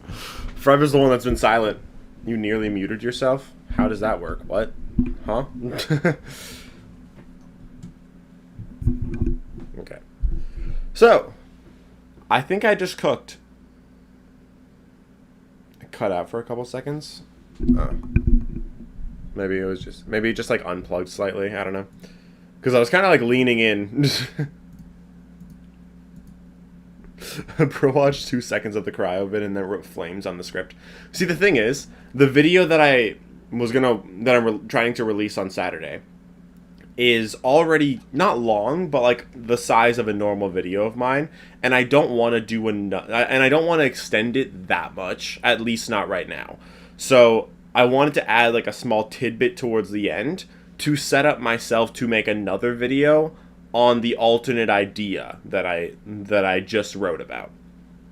And that also gives me the opportunity to get like feedback on that video and then do a follow-up talking about it all together. So I think that's the best option. All that's left for me to do is write in FNaF theories.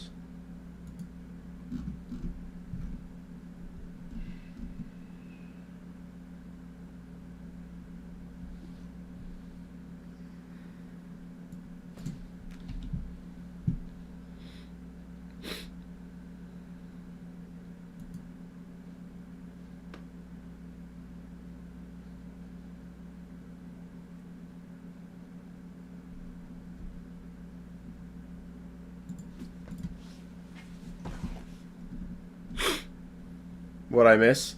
You missed me playing the Chica Secret Party fan game, watching a Chica Secret Party video by Zito Rocks, and then locking in for like 10 minutes writing part of a script. Like when I got like 5 minutes into a Cryonite video.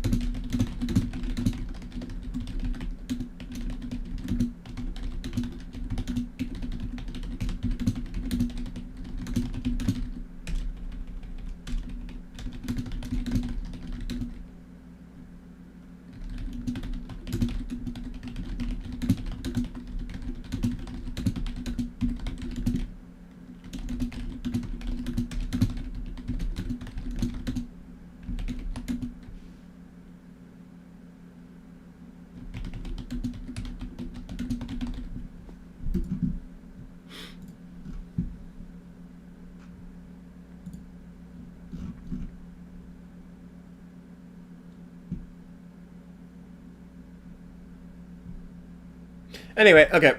I am good now. I've written what I need to write. So, back to this video.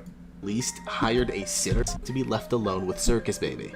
don't you think that if he was actively trying to stop this, he would have either kept Elizabeth by his side or, at the very least, hired a sitter to watch over her? I can understand him not wanting Mike to do it after what happened to Cece, but he could have gotten literally anyone else in the world to do it. It's not like he can't afford to pay someone to do it, so why didn't he? Simple. He didn't care enough. On the day that Circus Babies was opened, I'm sure that he was much busier than usual, making sure that everything was working properly. As such, he wasn't even thinking about Elizabeth or her safety at that moment. Sure, every parent has to prioritize their job, especially on a day as important as this one. The difference is that not every parent builds a literal murder machine that was created to eat children. If William truly cared about Elizabeth, he would have tried harder to keep her alive, especially considering that he had already lost one child at this point due to his neglect. But he didn't, because at the end of the day, his business was more important to him than his daughter was. In this sport, there's no room for I agree with that. slip-ups. I My also demand mentioned stays this my when motive. watching the Through Gibby every turn video, and but every lap, I think my look stays locked. I think another big thing to consider here is that on Circus Baby's blueprints, there is an emergency stop, which you could say either it's an emergency stop built into it, where it will stop doing whatever it is if it detects something specific, or it's an emergency stop that William has to physically activate. It being physically activated doesn't really make sense because it's built into it, right? So I would assume it is something that's built into it. The fact that he didn't include his own daughter within the emergency stop and probably just included, oh yeah, if somebody walks in, don't, like, stop moving. No, that makes sense, sure. But he didn't include, oh, if my daughter walks in, stop. Don't kill her. He didn't care enough to include that. I feel like that's something, especially considering, even if the emergency stop is something that he has to, like, activate himself, I feel like he should have included something to have it stop if his daughter walks in, because he knows that his daughter loves this character, and he knows that she thinks he made her just for her, right? So he should know she's probably going to try to go near him. If she does, just in case I lose track of her for a second and she goes too close, just in case, just make sure that she doesn't. Make sure you don't kill her. You would think if he really cared that much, he would have done something like that, but he didn't. So, oh, whoops. To him, he didn't, because at the end of the day, his business was more important to him than his daughter was. I want to touch on something else that Gibby said about these two characters, as well as Mike. He called them superfluous, without will care, which, in simpler terms, means that if William Afton doesn't love his children, then they don't serve a purpose in the story. I don't think that this is true at all, especially because these two characters serve another very important purpose to the story apart from William's motivations. One that Michael's I personally believe motivations. to be infinitely more concrete. Michael's motivations. In FNaF 4, Michael is a pretty bad person. He regularly bullies his younger brother to tears and eventually takes it too far and causes his death. And he feels incredibly guilty for that. Can you hear me? I don't know if you can hear me. I'm sorry. This is the start of his arc.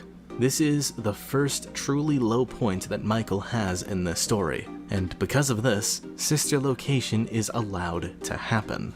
Elizabeth's death and the idea of him being able to put her back together gives Michael a chance to redeem himself. This is why he willingly goes down to the sister location bunker, despite how dangerous it is.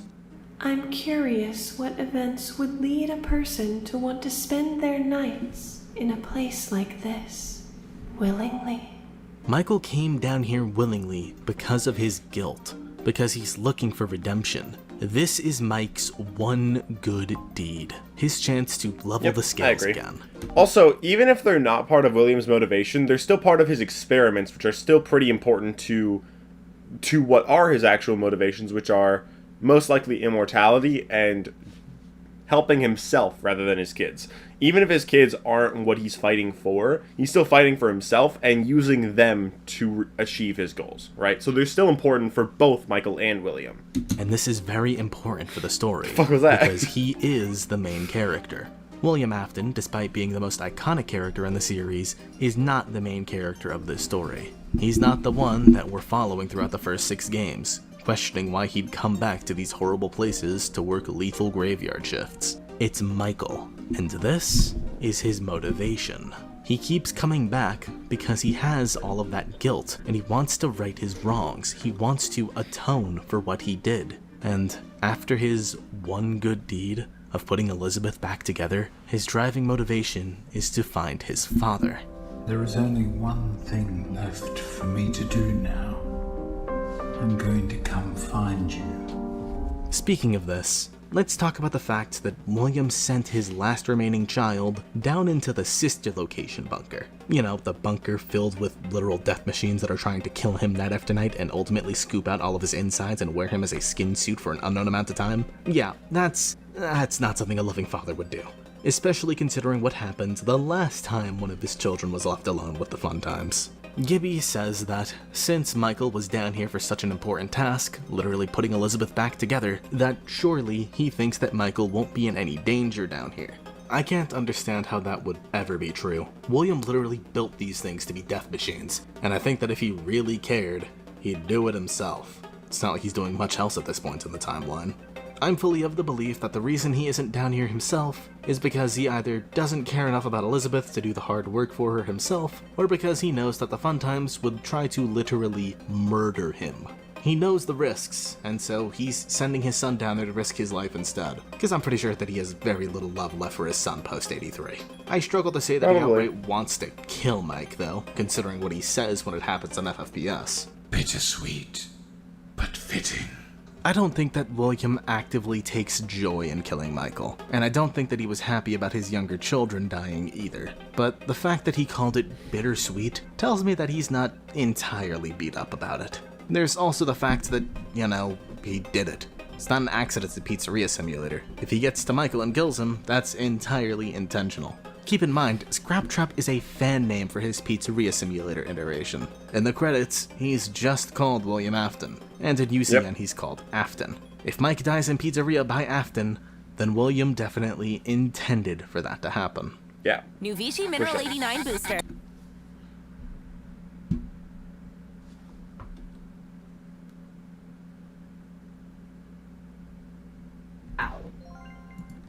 On that note, I'd like to take a moment to properly talk about William's characterization in this series.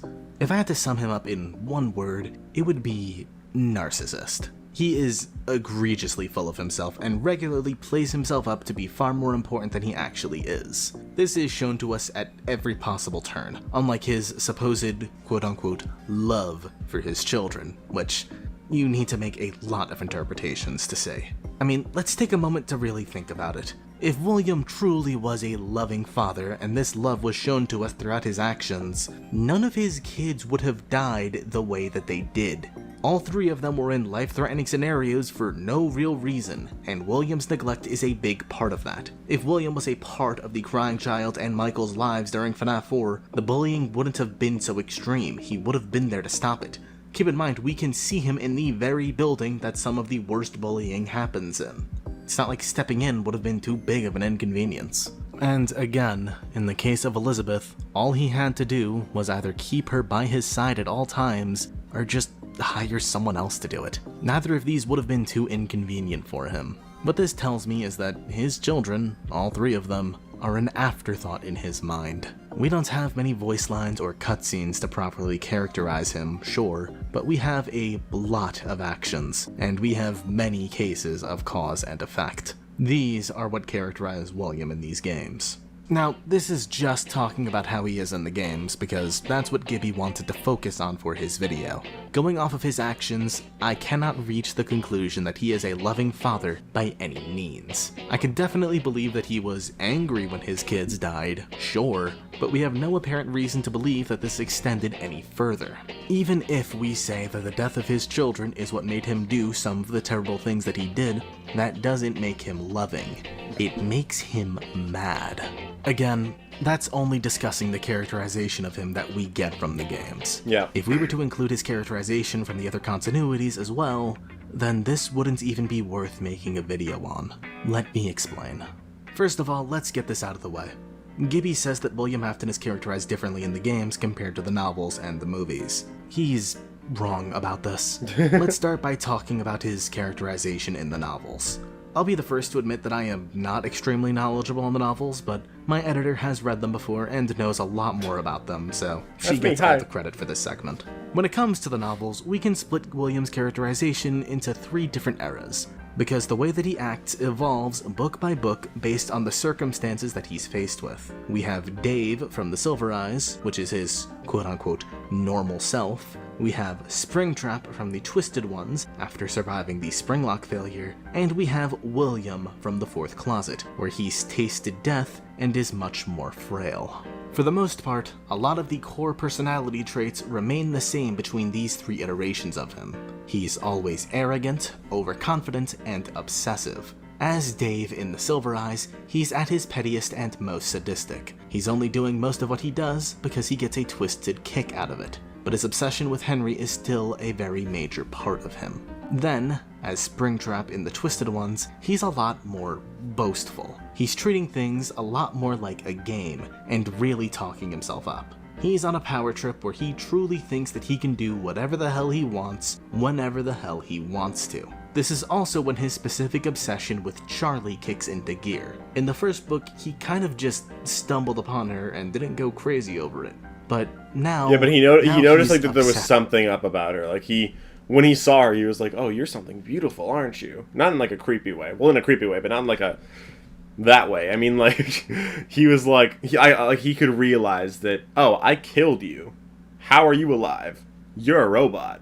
Awesome." Sing over her and wondering how she's here when he deliberately killed her when she was a child. Finally, we have his characterization as William in the Fourth Closet, where he's easily at his most complex, despite his goal being as simple as it's ever been. He wants to be a robot. He wants to be immortal.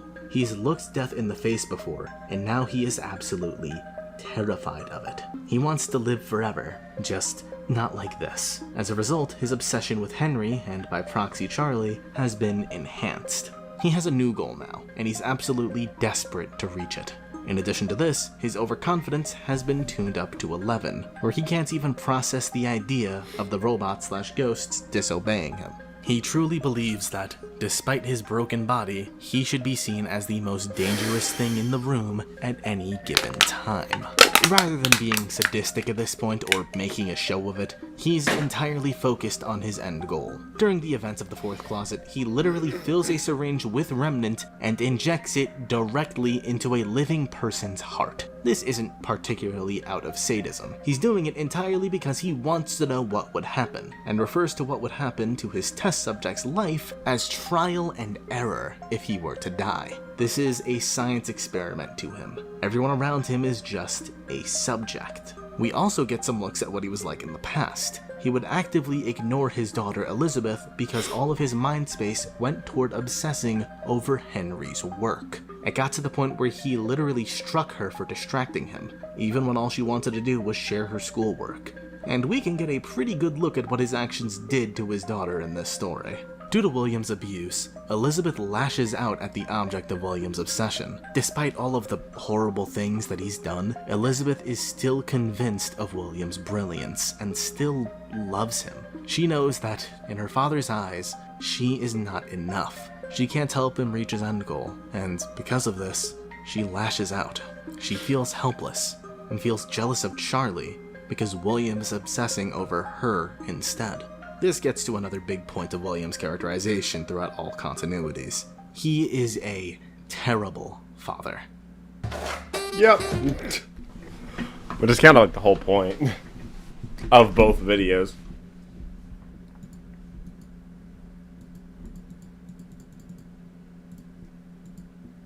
Continuities, and is a terrible father. He's a father in all 3 of these continuities, and he's abusive in all of them in some way, shape, or form.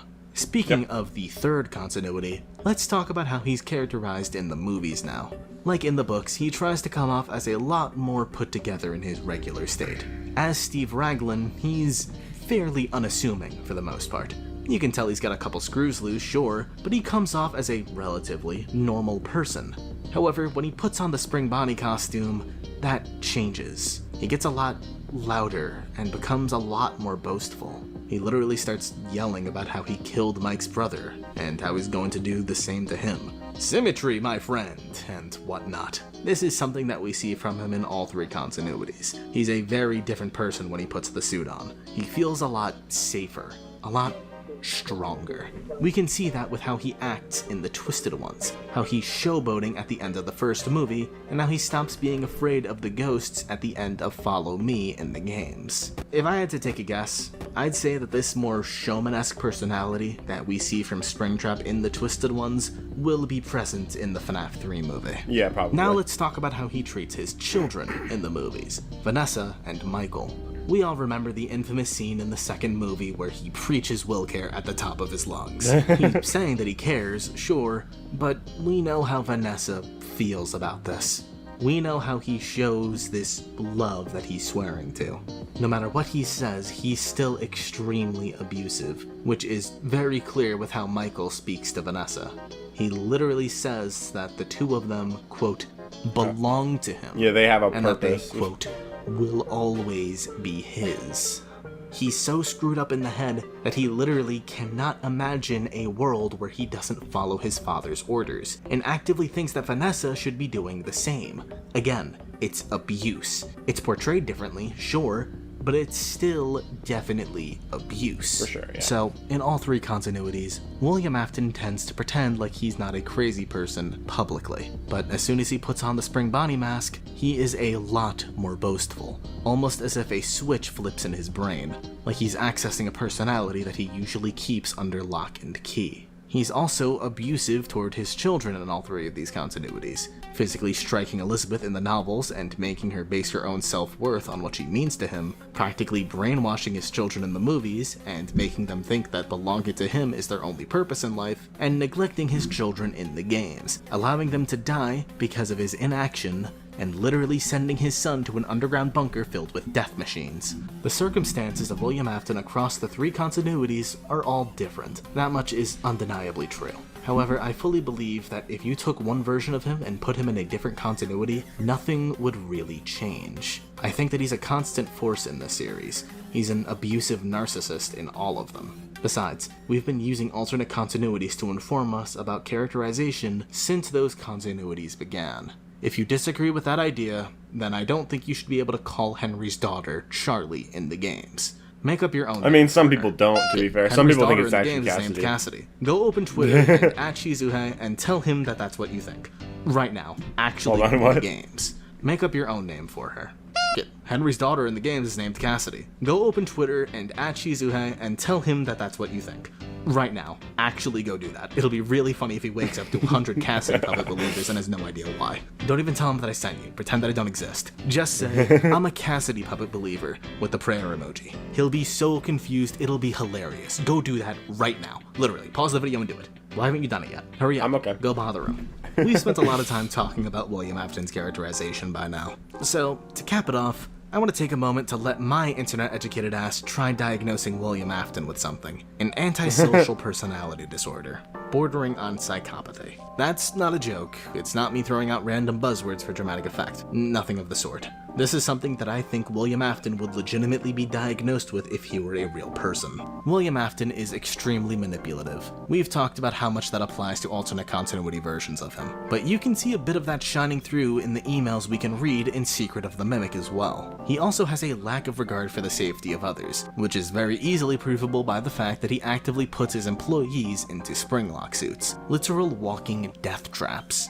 And finally, he has an extremely inflated sense of self-worth. He thinks that he's the coolest and most well-put-together person of all time. You can see an in-game example of this through his Pizzeria Simulator dialogue, where he states that he willingly entered a trap just because he thought it would be interesting. What a deceptive calling. I knew it was a lie the moment I heard it, obviously. but it is intriguing nonetheless. All of these traits, and some more that he has, are very commonly associated with an antisocial personality disorder, or more specifically, sociopathy. This is not to be confused with psychopathy. That's something a bit different. Psychopaths are a lot more calm, collected, and emotionally detached. They lack fear and aren't prone to emotional outbursts. You can see a prime example of William's fear in FNaF 3's Follow Me, where he gets so scared by the ghosts that he panics and jumps into a springlock suit, only for it to crush his body and leave him there to rot. I can't say for sure if that's because the suit was wet from the leaky ceiling, or from him just putting it on wrong, but if he were calm and collected in this scene, then I fully believe that this would have never happened to him.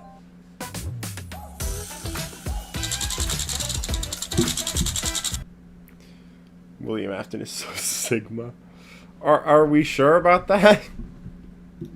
Not exactly how I describe him, but... Before going on, I'd like to state once more for the record that I am not a trained medical professional. I did my own research, yes, but by no means did I go to school for this or anything of the sort. This is the culmination of me doing about an hour or so of research into this. I'll leave my references in the description if you're interested in seeing everything that I saw for yourself. Though, for what it's worth, we consulted a mental health professional with a degree in mental health counseling and social work, and asked her to diagnose William Afton with the information that I provided in this video. Her diagnosis of him was that he is a psychopath, as well as a narcissist. I personally trust a mental health professional more than I trust myself after an hour or so of research, but please feel free to come to your own conclusions. You might have picked up on the fact that she also diagnosed him as a narcissist, which is something that I referenced earlier in this video and fully agree with. I personally thought, as someone more familiar with the series, that he is more of a sociopath than a psychopath, but far be it for me to disagree with an educated woman.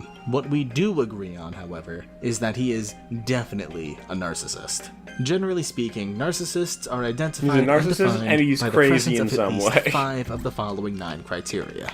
A grandiose sense of self-importance, a preoccupation with fantasies of unlimited success or power, a belief that he is special and unique and can only be understood by those who are equally unique, a need for excessive admiration, a sense of entitlement, exploitative behavior, a lack of empathy, envy of others, arrogant and haughty behaviors. If you've been paying attention so far, you might have noticed something. You could argue that William Afton suffers from all of these, and I don't think that this started after the death of his children either. These signs of narcissism are present all the way back in the 1970s, with Secret of the Mimic's emails and his overall treatment of Edwin Murray, which is the earliest time period we have access to. With that in mind, I personally subscribe to the theory Will Narcissist. While I don't think that he loves his children by any means, he might believe that he does. I don't think that he actively wants to cause them harm, with maybe the exception of Michael, who he does directly harm by sending him down to the Cis-Location bunker, and outright trying to kill him in Pizzeria Simulator. As a quick aside, Gibby says that this theory sort of falls under the same umbrella as Will Care, but I kinda just don't get why. I'm not saying that he cares about his children at all, just the opposite really, so I don't understand why he would try to frame this as otherwise. I don't hold this against Gibby because I do think that quite a few people do jump to conclusions, but I sincerely hope that anyone that's watched the video up to this point understands that I don't think William Afton loves his kids at all, and any affection that he does have for them is inherently twisted. You can argue that he loves his kids in his own way, and I wouldn't entirely argue against you. I mean, he does outright say that he loves Vanessa in the second movie, but he definitely doesn't love his kids like a normal father ever would. Yeah, for sure. We're approaching the end of the video now. There's just one more thing that I want to say in regards to Gibby's statements. I've done my best to remain as respectful as possible because I don't think that it's right to clown on someone because of their theories. And I expect all of you to do the same.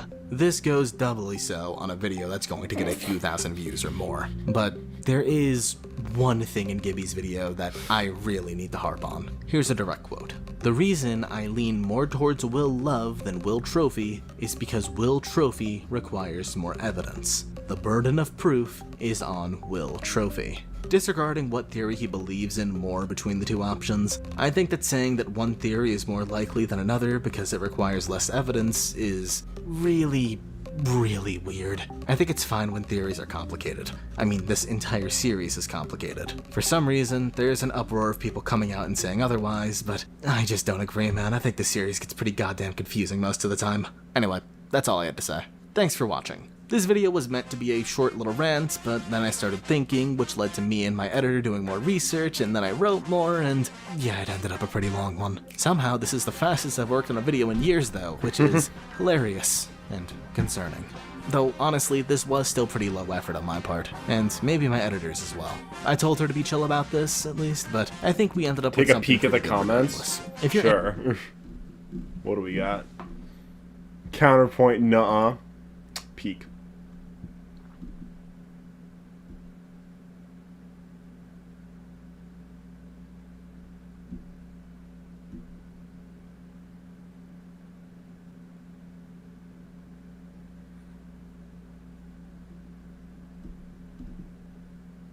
I will care about you, Cryo. Yeah, I agree with this one. I see more of he thinks he loves it. He thinks he loves his children, but he clearly doesn't. Maybe somewhere in his mind what he does is love, but we have to remember who he is. He is messed up in the head, to say the least. What he thinks love is doesn't really mean much for everyone except him. Yeah. The only child he cares about is Spring Bonnie. Yeah, for sure. Did you just say William Afton is very relatable? Yes, to all of us. Yeah. Okay. Anyway, I am gonna watch one more theory video, and that is, of course, Gibby's new one. I'm really interested to see what this video is going to be all about. I mean, I know what it's about, but I wonder what he's going to say in it. Because I don't see enough evidence to suggest that Mustard Man is not Afton.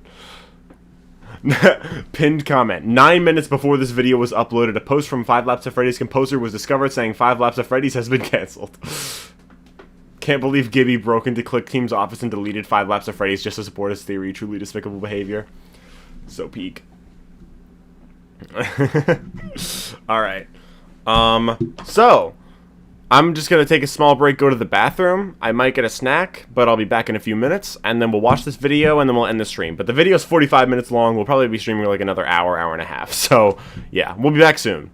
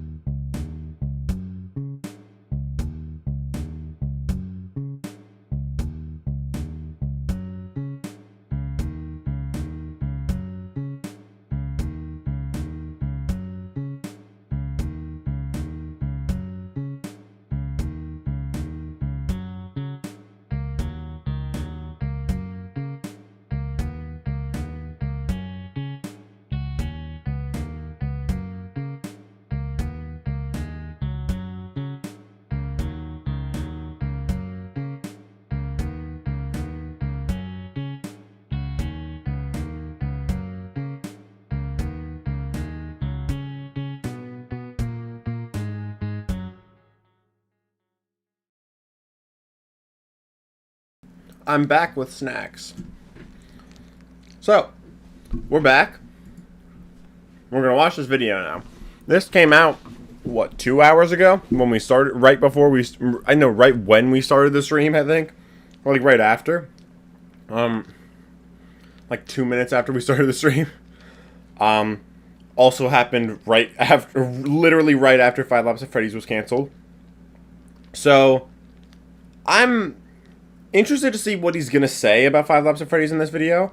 I think it's a lot better. It's a lot easier to react to videos on theories that you disagree with, just because it's easier to like actually have commentary. Because the Cryo video, I agreed with most of what he was saying, so I didn't have that much to say, to add to. This one, I'll definitely have more to say, and it's a 45-minute video, so it'll probably be a while. We gotta start, of course, by saying we love Gibby. Gibby's the GOAT. We disagree with Gibby, but he's still cool. Yes? Yes? We need to be Freddy. Anyway, I'm going to continue eating my pretzel bites, and I'm going to start watching this video. Also, peak face right here. This is another meme. I feel like just the beginning of Gibby's videos are often meme templates. Also, what is this shirt he's wearing? I went to Hurricane, Utah, and all I got was this lousy t-shirt. Anyway. Midnight Motorist. Here's how this is going to work. I'm going to talk about Midnight Motorist, the minigame, and then I'm going to answer literally every question about what every element of the minigame means. You're going to listen, you're going to save your comments, questions, and concerns for the end. Well, I won't. I'll answer them because during. Around here, we are Freddies. Freddy stands for Friendly, Respectful Engagement, Discussion, and Discourse Yields Success. And what that means is, if we as a community want to solve Five Nights at Freddy's, if we want to get down to the artistic intent of one Mr. Scott Cawthon, we need to be open to ideas that maybe we don't like, maybe we don't enjoy thinking about, or maybe we think are crazy. I have at this point had multiple conversations with people who disagree with me about Midnight Motorist, where I get to my last point and they go, oh my god, you may have actually done it. So let's begin. Pizza Sim context. Five Nights at Freddy's 6, or Freddy Fazbear Pizzeria Simulator, is the 7th FNaF game, because it's funny that way. The game is a culmination to the entire story that we've learned thus far. We are playing as Michael Afton, who in the day is running a Freddy Fazbear-themed Fazbear location, and then has to build up his restaurant in a tycoon simulator, and at the end of the night do weird FNaF stuff where like the robots are coming at you in the vents.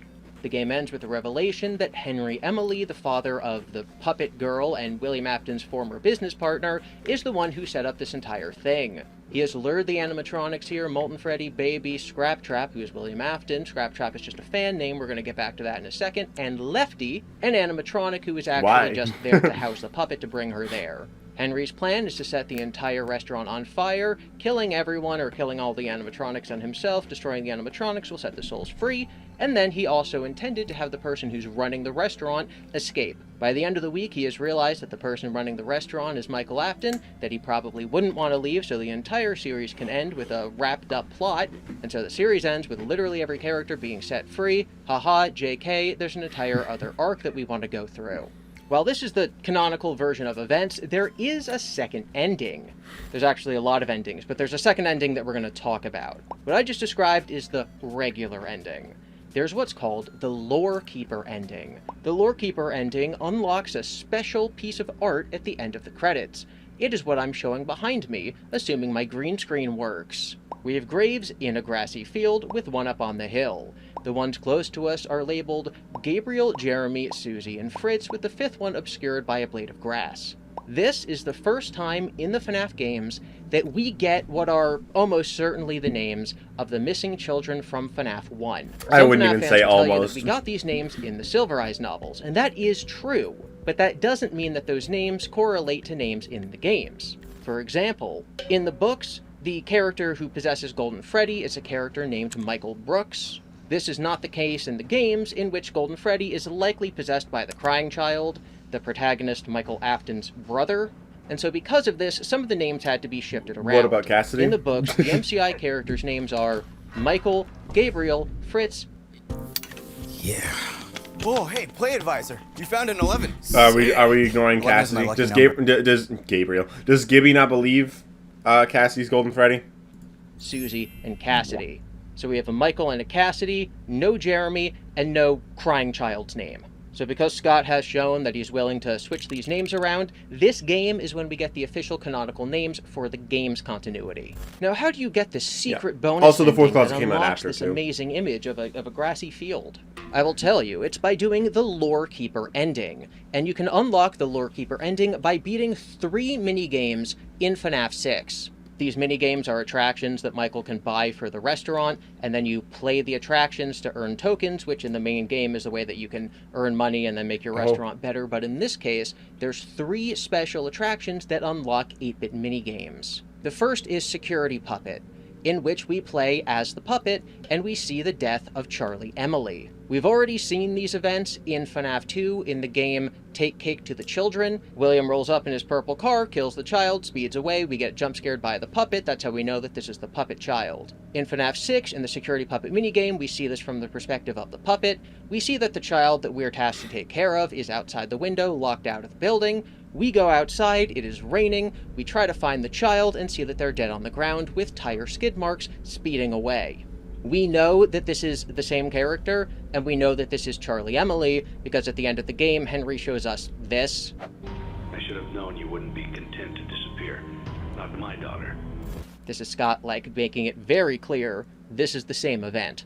Now, technically, these minigames don't have an order to them. You'll see why I'm placing them in this order in a moment. But Fruity Maze is probably the most straightforward. We play a Pac-Man-style minigame in which we're a little girl. We're running around this maze trying to collect things as the game goes on, as different rounds occur, what's happening on the screen changes. It glitches, it gets creepy. We see a dead dog, which is sad. We see a creepy yellow rabbit popping up through one of those Bugs Bunny holes. I've seen rabbit holes and I've seen little dens that rabbits live in, but I've never seen, like one of those before. But it is a common image from cartoons. And eventually the sounds of the minigame are overtaken by a car horn beeping. As you play the game, when there's flashes on screen, you can see the reflection of the person playing it.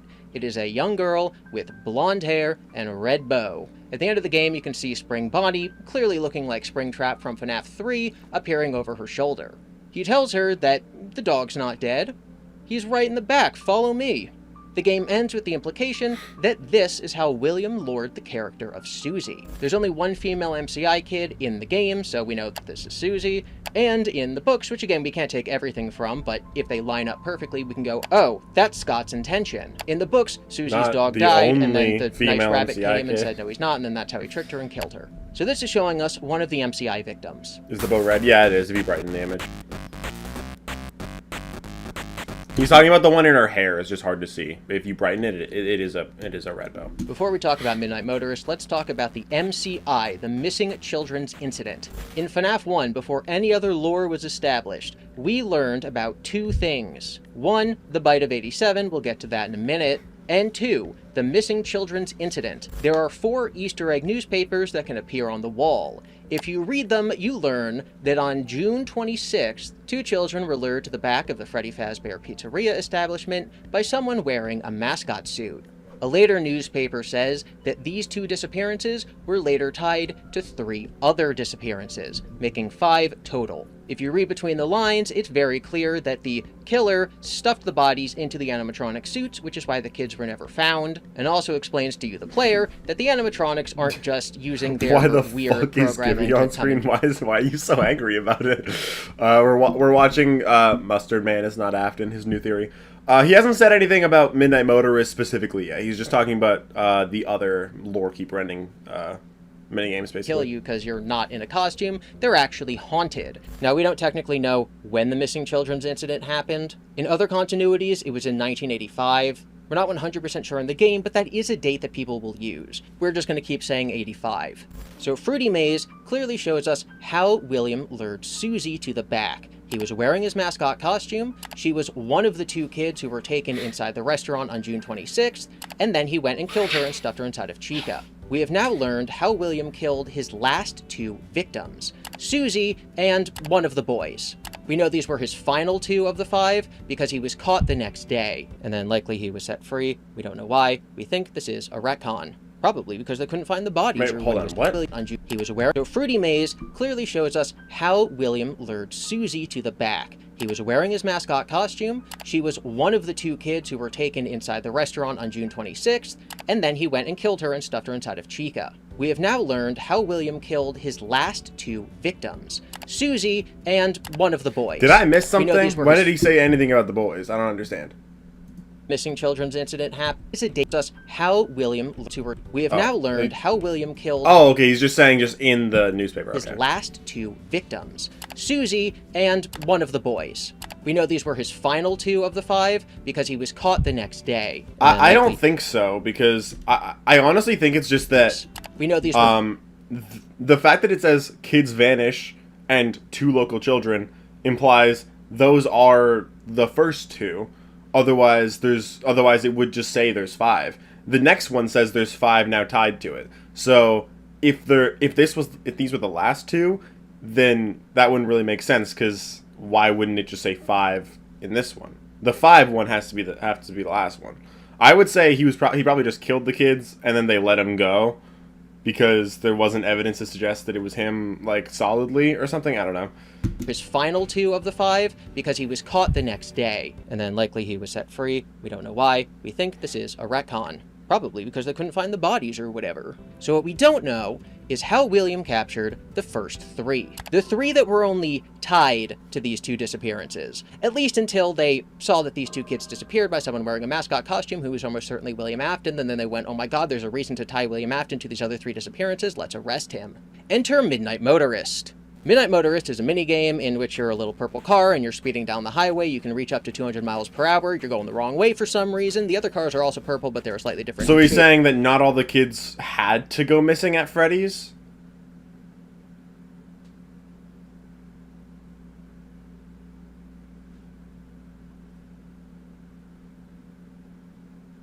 I suppose it's not necessarily said, but I feel like it's pretty heavily implied that they all did get lured from Freddy's, because Gabriel went missing at Freddy's. Like, we see his kidnapping and pizza party. Susie obviously did too. I guess that could be the 2 if you want to go that route.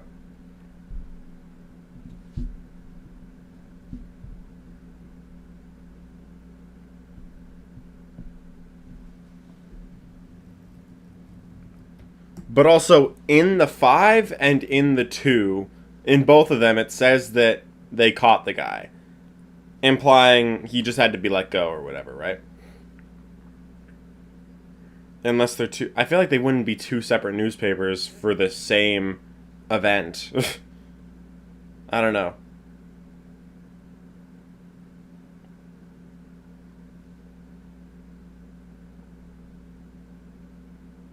So I'm assuming he's saying not all the kids went missing at Freddy's. One of them went missing from his house and then was brought to Freddy's? I guess. Okay, sure. Purple.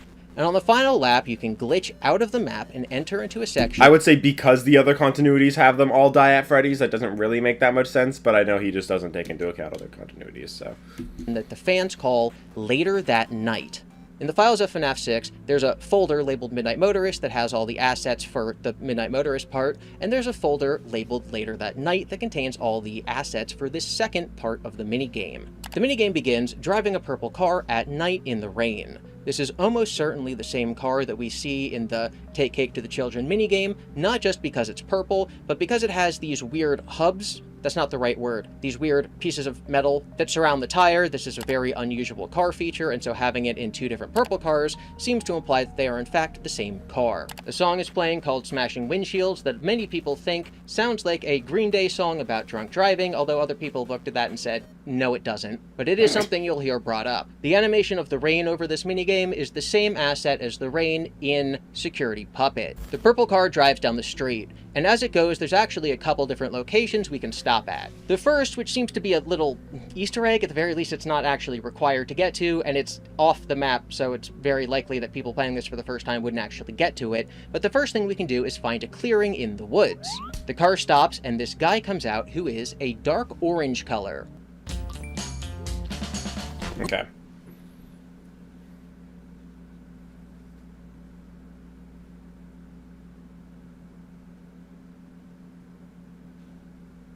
I just feel like it's weird to say that not all the kids went missing at Freddy's, but I kind of understand his reasoning, even if I disagree because the other continuity suggests like all of them did. Because I feel like, although you don't take into, I get that he doesn't take into account like other continuities a lot of the time, but like I feel like there's no reason he would change that. I don't know. I get what he's saying though. Orange Guy can walk into this clearing. There's a strange shape on the ground that looks like a box with a little outcropping that a lot of people, myself included, say looks like the outline of a house, where that would be like the porch. He can walk down there through the porch People section, say that? I think actually... that's just the clearing. Like, the other part is just not where it's just where you're not supposed to go. You can't cross over the dark line to the light line in any other spot. Once he's in there, he can walk around, and you might notice in the top left corner is this weirdly colored thing that the fandom calls a mound. Orange Guy has absolutely no problem walking over the mound. I have created what I think this is supposed to look like in Minecraft. I think the inability to cross between the two colored dirt makes it clear that one is like at a different elevation than the others, which makes it interesting because you can walk over the mound. Orange Guy can then get back in his car, keep driving down the road. He can find a building that says JRS at the top. There are multiple cars in the parking lot. If you get out of your car, you can see this green guy. And if you walk up to the green guy, he says, "Come on, you know you can't be here. Don't make this more difficult than it has to be." He basically turns Orange Guy away at the door. While driving back down the road, you can then turn right and find yourself at a house secluded in the woods. The music stops, and we'll talk about the music in a second. Orange Guy gets out, and he can go inside. Inside the first room is someone sitting on what's probably a comfy chair, a lazy boy, watching television, who tells you, "Leave him alone tonight. He had a rough day." You seemingly ignore this, go up a screen, see a door, you try to enter the room, you can't, you scream at your son, you knock on the door, you try to leave, and then you go, "Wait, no, this is my house, I'm not going to leave." You turn around, scream again, then go, "Oh my god, I'm going to check his room from outside." You go outside, you go around the house, and you find an interesting scene in the backyard. The window is smashed, there's what appear to be footsteps below it and then going off north of the screen, and to the left by a bush are two footprints. They're much larger than your son's footprints, and they have 3 toes. If Orange Guy follows the footprints going up, he says, "Ran off to that place again. He will be sorry when he gets back." And the minigame ends. There is no consensus on what any of this means. This game came out about 10 years ago, and to this day, nobody has a satisfying answer that the entire community will accept. Who is the Orange Guy? What is the mound? What is JRS? What year does this take place? What night is this later than? Who's the person on the lazy boy? Who is the runaway child? Who is the footprints? And where is the runaway going? Are 9 questions that nobody can agree to. I don't think I've ever met someone who agrees with all 9 points with someone else's 9 points. Here's where I'm going to get in trouble. Despite the fact that I just said there's no... I'll go through all of them for myself. Who is Orange Guy? I think it's William. What is the mound? I'm going to be honest, I don't know. I think it could be... One option that I could see it being is like, if Mrs. Afton is dead, because I don't believe the couch person is Mrs. Afton. If Mrs. Afton is dead, then it could be her grave. It could be, if it's after the bite victim died, it could be his. It could be like David's or something, if this is the same house as the Murray's house. It could also be Fiona's. Something like that. That kind of, those last 2 wouldn't make as much sense for FNaF 6 because we didn't know about Edwin and his family yet, but still, either way could kind of work. What is Junior's? I personally think it's just a bar, but I get why some people think it's Fredbear's. What year is it? Personally, I think 1983. What night is this later then? I would say Charlotte. Charlotte's death. Who is in the chair? I would personally say Michael. Who's the runaway? I would say the bite victim. But I could also see it. I could see it maybe being Michael being the runaway, and maybe Mrs. Afton being in the chair, but I don't really know about that one. I don't know why I just did that. But I don't really know about that one, is what I said. Whose footprints are in the bushes? Personally, I think Shadow Freddy. Right now, I believe the runaway is the bite victim and the chair person is Michael. And the footprints are Shadow Freddy. Where's the runaway going? I think either Freddy's or Fredbear's, either one is fine. Points. Here's where I'm going to get in Freddy's, trouble. though. Despite the fact that I just said there's no consensus on Midnight Motorist, there is consensus on one thing. And that is that Orange Guy is William Afton.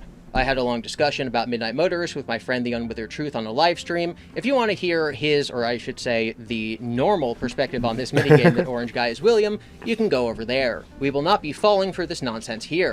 Orange Guy is not William, because William is purple. So starting from the knowledge that Orange Guy is not William, he is a completely different character, what does this game tell us? Okay, so is that just his whole point?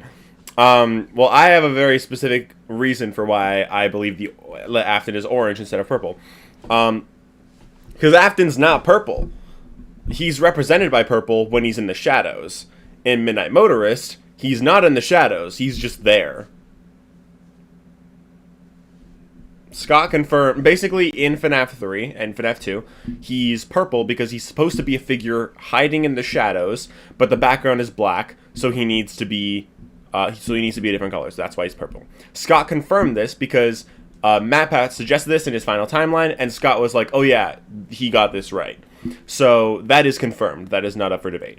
So if he's not in the shadows in Midnight Motorist, we're playing as him. He's not hiding from anybody. If we're playing as somebody else and he's hiding in the shadows, makes sense that he would be purple. If we're playing as him, he's not hiding in the shadows at all. So there's no real reason for him to be purple. And also, I feel like Scott probably wouldn't want to make it like completely obvious that it's William. Like, it should be that the purple car is what's telling you that it's William. But the color of him shouldn't just make it immediately clear. Like, there should be some more investigation, but the orange is still meant to suggest that it's William Afton. Sorry, the orange doesn't mean that it's not William Afton. Well, it tells us he's driving William's car for some reason. It tells us that it's raining. It's telling us that it's nighttime. Now, the first question you might have is, if this isn't William Afton, it's a random character, what is it later in the night from? Almost everyone will say that this is later that night from the death of Charlie. That likely sets this game in 1983. We saw the same rain graphics in Security Puppet when Charlie dies, so this is later that night. William returning home from killing Charlie. I think this is probably one of the silliest assumptions that anybody in the FNaF community makes. There are many nights... I would say that's perfectly reasonable. ...that are significant in the 5 Nights at Freddy's series that this could be later from. And going, oh, it must be the night Charlie died. Why? Because it's in the same game, and it has the same rain, and in both there's a person driving a purple car. Why? It's because it's the same rain graphic. I truly don't think that this assumption that because it's the same graphic means it has to be the same rainstorm actually is very valid, because it's a video game and assets get reused all the time. The other reason but it could just not be raining. When Charlie dies, ignoring the fact that I don't think Orange Guy is William, is because later that night... It didn't have to be raining in either minigame. The fact that it is in both kind of suggests that it is supposed to be the same. Not something that Charlie dies, ignoring the fact that I don't think Orange Guy is William, is because later that night is not something that appears in the game. It's something that appears in the files of the game. To expand on this, you can see that in the files, every single minigame has each word in the title of the game capitalized, except for later that night. Midnight Motorist is also called Midnight Driver Arcade. Are you ignoring demo card and car black and blueprint mode and catalog mode and black? And Security Puppet doesn't get a proper name at all, instead being called Puppet 1, 2, and 3 for the 3 different levels of Security Puppet. It seems like the names of these folders were made before Scott finalized a lot of decisions about the game. If Security Puppet didn't have a name yet, Midnight Motorist had a different name, and later that night isn't formatted the same way as all the other minigames, I really don't think Scott intended us to dig into the files of the game to learn any lore. I think there's an extremely I feel like that doesn't... I don't really get how that's an argument. I don't understand. Like, why would it be named that in the first place, then? Answer to what later that night means. When Scott Cawthon was programming this game... Is he gonna say, like, it's later that night from the main part when you were driving on the road? Whoops. When Scott Cawthon was programming this game, he had one folder for the assets of Midnight Motorist, and he had one folder for the assets of this secret minigame that you unlock by driving through the barrier to the south of Midnight Motorist. If Midnight Motorist is part 1, and it's called Midnight Motorist, then the second part of the minigame, part 2, would be later that night. Yeah, but it's like... It's literally you're driving this way, there's a turn, and then the secret minigame starts. It's not really much later. It's literally just, oh, directly after. Night from Midnight Motorist. It is part 2 of Midnight Motorist. These are notes that Scott left himself so he knew what would be in this folder. So Orange Guy drives William's car to this clearing. That's a weird way he to finds word something it. that is not a mound of dirt because he can walk over it easily when he can't actually walk between the light and the dark patches of dirt. Continues on to what I think is very clearly a bar called Junior's, because a bar would have a bouncer outside, and a bouncer would say, you know you can't come here because he is clearly drunk and this can't be served. I actually think it's very apparent that he was kicked out of the bar earlier in the night, and then that is what caused him to drive down the highway at 200 miles per hour, and then he gets home and he's belligerent to his son because he's drunk, making this very obviously a bar, given that there's cars in the parking lot and it's open after midnight, and having a bouncer outside telling you that you can't come in, which is something bars do when you're drunk. You go home, person on the couch tells you to be nice to your son, you say, no thanks. You go around back, you see the window broken. I'm going to confidently say that the thing leading from the window north are footprints, and the footprints of the runaway character. I don't think that's controversial whatsoever. Well, obviously, and then we yeah. have the footprints on the ground.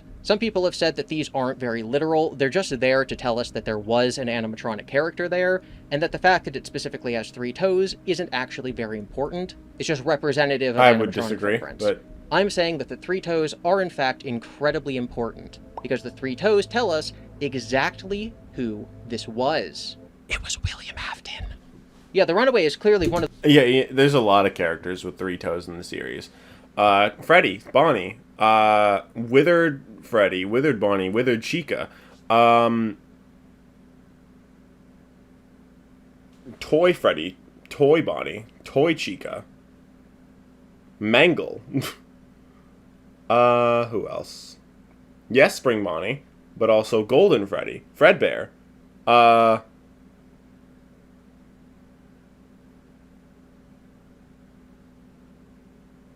Brain. Probably more, but that's at least 12. the victim. Sure, it could be Afton, but, like, doesn't have to be. Oh, Shadow Bonnie, too. Shadow Bonnie. At the MCI. I don't know how this could be made more clear. I don't know how this... It was William Afton. Yeah, the runaway is clearly one of the victims of the MCI. I don't know how this could be made more clear. You're playing as a drunk, abusive father who comes home. Your wife tells you, hey, don't abuse our son tonight. You say, haha, no. You go to yell at him. You go around back and find out that your child has seen an animatronic outside his window, smashed through the window, and followed him north, going to that place again. And we know from FNaF 1 that 3 kids disappeared in town that were only later tied to the 2 that vanished on June 26th. If the father knew that his kid was going to Freddy's, maybe because Freddy's is his happy place, he always wants to go there, he's gone off to that place again. And then his son never returns, and he calls the cops, and they go, there's like weird animatronic footprints out here in the mud. We're not going to do anything about it, like we can't use this as a warrant to go and search Freddy's. It's not actually tied to them, that's just where he thought he was going, and it looks like a mascot costume. There's mascot costumes that aren't Freddy Fazbear's. They would only later, after they caught William Afton, realize that this disappearance was tied to the 2 that they know someone in a mascot costume committed inside the restaurant. I do not think that Scott Cawthon, when he made this minigame, thought that anyone would think Orange Guy was William, because Orange Guy is orange. The main reply people who believe this theory get is, how could it be William in his Springlock suit if it's raining? And that is exactly the question that you are supposed to ask. Scott put 0 unnecessary details in this game because they all fit together perfectly into a little puzzle for us.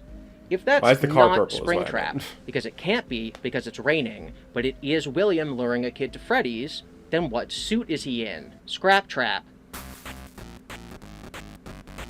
Scrap Trap was introduced in this game. In the beginning, you see William wearing what is clearly not his Springtrap suit. 1, because it looks totally different, and 2, because it's not an animatronic suit. It is a cloth suit. There is no endoskeleton in there. It's not an animatronic. It is clearly a cloth suit. In the very next game, Held Wanted, we see William's cloth suit. It is called Glitch Trap. I think the difference between Scrap Trap and Glitch Trap is just due to the art style difference between the original FNaF games and Held Wanted. William is here wearing Scrap Trap looks very metal, suit, not his Springlock suit. Scrap Trap has 3 toes, and Scott put Midnight Motorist in the same game where we see Scrap Trap for the first time to tell us that William did some of his killings in his cloth suit. Okay, William is sure. wearing his 3-toed cloth suit in the rain to get this kid to go to Freddy's. Okay, but like, how are we supposed to suppose figure that's this fine. out? How are we supposed to know that William was wearing the scrap trap suit, even if we noticed that it wasn't like a spring lock suit? Why would we ever think that what William did in this minigame was go and put on his other suit, especially a suit that we've never seen before in the franchise? Where was the suit in FNaF 2 in the back where they were supposedly keeping all the other suits? Where is the suit in FNaF 3 when these guys from the Freddy Fazbear Fright place went and found everything to do with Freddy's? Where has this suit been the entire franchise? I think it's clear in the story that William, after the FNaF 3 fire, got up and then went and changed into this suit before Pizza Sim, meaning that the suit had to be... You know, you mentioned something that is kind of funny. You say Gibby's against looking into the game files to find lore, but we're supposed to connect the scrap trap suit to Midnight Motors, and in the game there's no moment when we carefully look at William's feet. The last part, I will say, sure, but it doesn't matter. What matters more is, he says there's no endoskeleton in Scrap Trap, but you can't really see inside his body. You can see like the flesh and shit, but you can't really see whether or not there's an endoskeleton in there unless you look at the actual model. So we're not allowed to look into the game files, which Scott has acknowledged he knows people look at those, but we are allowed to look at the model itself.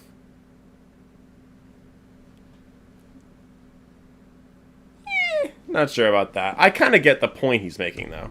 The entire franchise. Rewind a little bit in more. FNaF 2, in the back where they were supposedly keeping all the other suits. Where is the suit in FNaF 3 when these guys from the Freddy Fazbear Fright place went and found everything to do with Freddy's? Where has this suit been the entire franchise? I think it's clear in the story that William, after the FNaF 3 fire, got up and then went and changed into this suit before Pizza Sim, meaning that the suit had to be somewhere that William could easily get to. So it can't have been in any restaurant that burned down. It can't be anywhere that we, the player, have seen before, because otherwise we would have seen it. So because Scott wanted William to change his costume, but also had to work around the fact that we would have seen it if it existed before this, he had to have an explanation for where the suit has been this whole time. Well, the suit looks very decomposed after, 30 years between the MCI and FNaF 6? So it's probably somewhere not very safe, so I don't think it's in, the closet of his old house. William also wouldn't put it in the closet of his house because he's using it to commit crime, so he wouldn't want to tie it to himself, so he'd probably hide it somewhere that he could reach, but couldn't be tied back to him. And I think Scott gave us the very obvious answer as to where William keeps his cloth suit. Once again, Scott put every single detail in this game so that we could solve its interconnected puzzle. William Afton keeps his cloth scrap trap suit buried underground in a literal rabbit hole. Scott Cawthon thought that this might be difficult for us to figure out, which is why in Fruity Maze, he has I was about to say that. rabbit popping out of a rabbit hole. Okay. So that when we see what is not a mound and not a hole, what is only freshly unearthed dirt in Midnight Motorist... I can understand that. That kind of makes sense. But also, I will say it is kind of weird to have that minigame, the cloth suit in Fruity Maze when he's not using the cloth suit in Fruity Maze. And also, I do think it's just kind of weird in general for him to assume that we can tell that Scrap Trap is a cloth suit without looking into the model. Because we would probably just assume that, oh yeah, it's just a spring lock suit, but we can't see stuff in it because we're not supposed to see inside it. Like, that he just didn't model that. Like, I feel like Scott would assume that we would assume that. So I feel like it's just kind of weird for it to, like, brain. I think it's kind of weird for Scott to assume that we would assume this. Like, that there was a cloth suit in the first place. And that Scrap Trap was a cloth suit. We'll connect it to the fact that we know William's wearing a cloth costume. And we'll go, oh, it was literally buried in the ground. It was literally in a rabbit hole. This allows William, after the FNaF 3 fire, to, in his spring lock suit, go to the woods, unearth it, it hasn't moved in 30 years, because why would it? It's just buried in the woods, and put on his new cloth suit. And then go and do Pizza Sim. The details of Scrap Trap existing for the first time in Pizza Sim It raining, 3 toes, and the unearthed dirt that is not a mound all fit together perfectly to tell us exactly what is going on in this minigame. If one of those details wasn't there, this would be almost impossible to figure out. Because if it wasn't raining, people would assume it's Springtrap.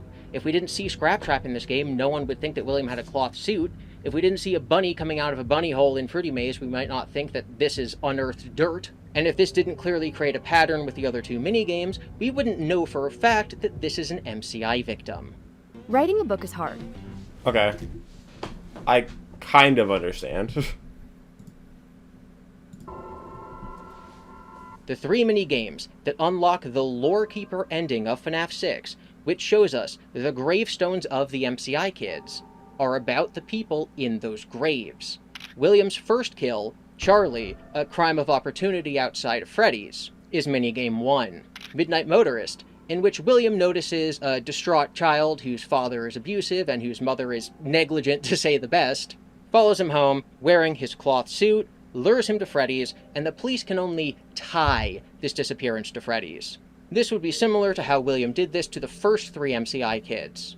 And then we get Fruity Maze. This shows us how William got the final 2 MCI kids, the ones he lured to the back on June 26th. So William's 3 types of murders: Charlie, the crime of opportunity, the 3 he lured from outside Freddy's that were only tied to Freddy's, and the 2 that he actually did inside of Freddy's that later got him arrested, are the 3 minigames we must complete to unlock the ending where we see the gravestones of the 5 MCI kids and Charlie.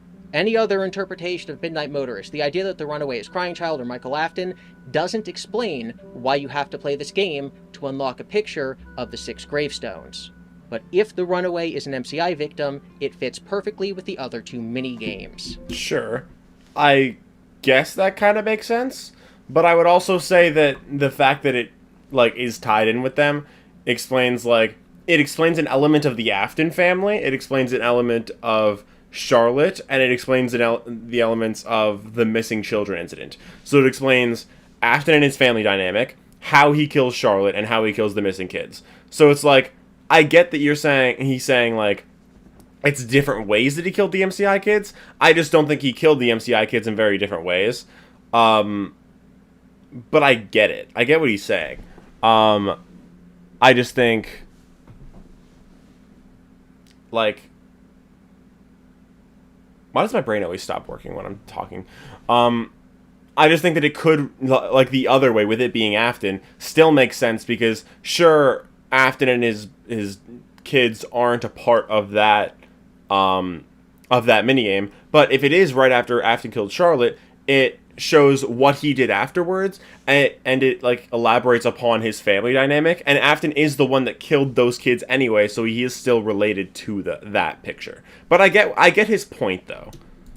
This is not something that people figured out when Pizza Sim came out. People thought that Orange Guy was William. So in the next game, Ultimate Custom Night, Scott made sure to clarify. For weird FNaF reasons I'm not going to get into, there are cutscenes in the game which show Toy Chica, who's a stand-in for William Afton, pining after some boys.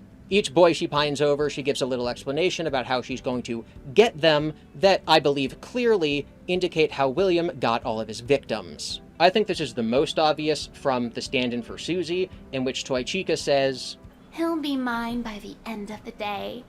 I just know it. I told him that someone ran over his dog in front of my house. But once he's there, I'll entice him with warm cookies, lure him inside, invite him inside, and then I'll have him." So the dog thing to lure the kid is very analogous to what we know happens with Susie. There's some funniness involved in this example because obviously we have to translate an adult luring and murdering a child to the high school setting that this is taking place in and turning murdering into love and turning a murderer into Toy Chica. So extraneous details like the cookies I don't think are actually things that happened when William lured Susie. I just think it was the dog. One of the other Toy Chica's cutscenes is this. "I told him to come over later. Yeah. That should be enough. And if he doesn't show up, I'll just go to his house. And if he doesn't open the door, I'll just find a window. Chimney's always an option. Or I could set the house on fire and wait for him to run out. Then he could run into my arms. There is only one thing that could possibly go wrong." So likewise, I think it's very clear that this is telling us the events of Midnight Motorist from William's perspective. Other things like the fire or going in through the chimney are extraneous details like the cookies. One of the other cutscenes here, Sure. Chica. I get that. But I will say it could also just be that that's referencing Charlotte's murder, because she was supposed to be inside Freddy's. That's why the security puppet is there to watch her. She was supposed to be inside Freddy's, and she wasn't, so Afton found her outside when she was looking through a window. So I think you could just as easily say that is what that is too, right?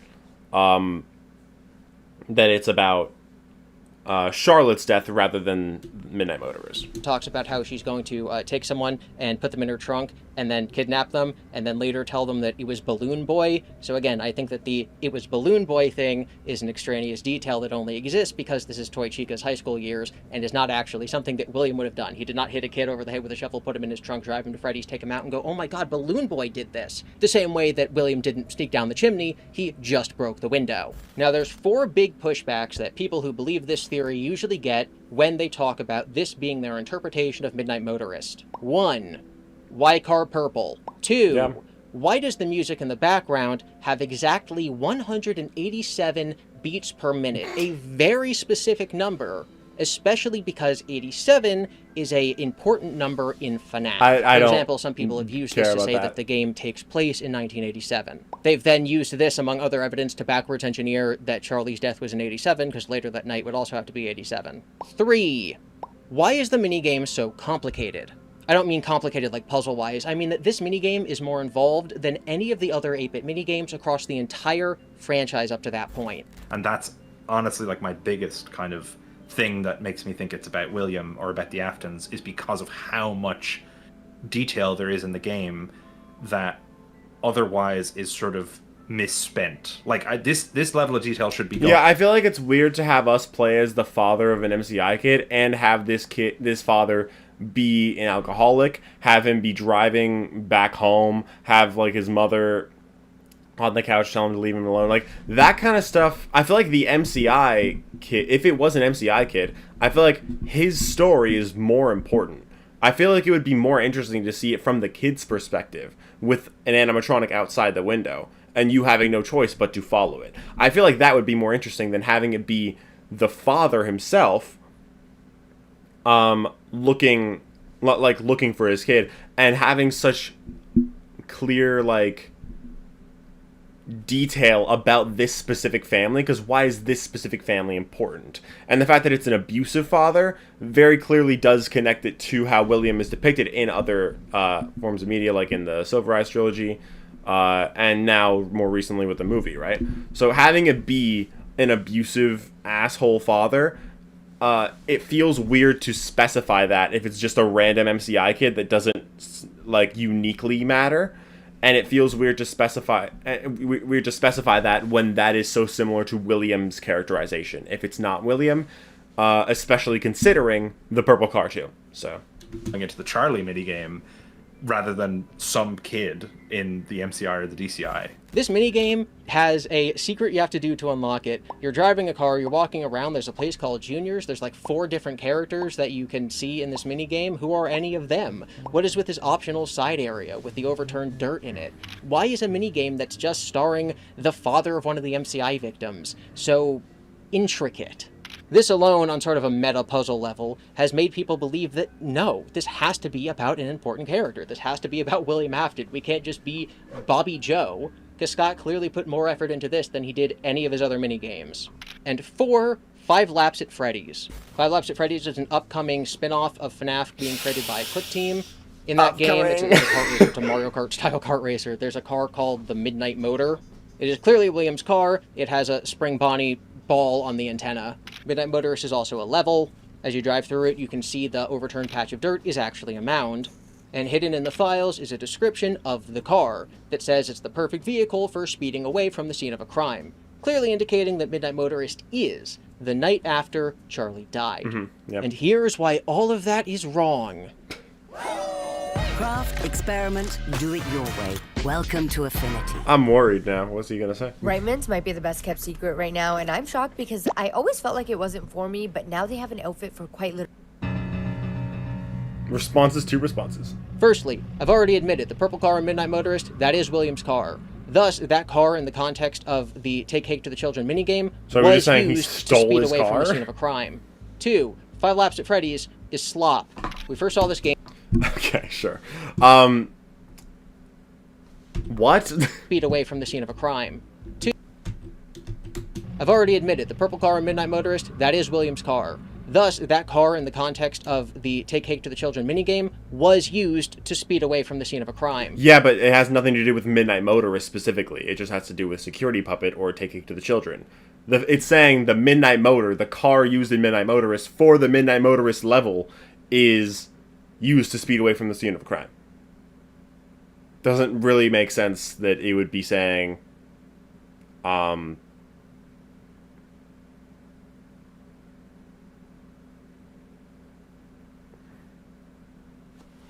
brain.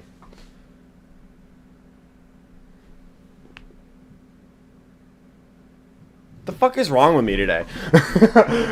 What was I even saying? I forgot. Jesus. But yeah, it wouldn't say that it's used to speed away from the scene of a crime if it's not used, if it's not speeding away from the scene of a crime in Midnight Motorist, because it's called the Midnight Motor, right? So it seems much more like it's talking about Midnight Motorist rather than the murder himself. 2, 5 Laps at Freddy's is slop. We first saw this game 2 years ago. It was part of the 10th anniversary of FNaF celebration. The game was so broken that of the 3 levels in this demo, one of them didn't work. You could get soft locked and never be able to beat the level.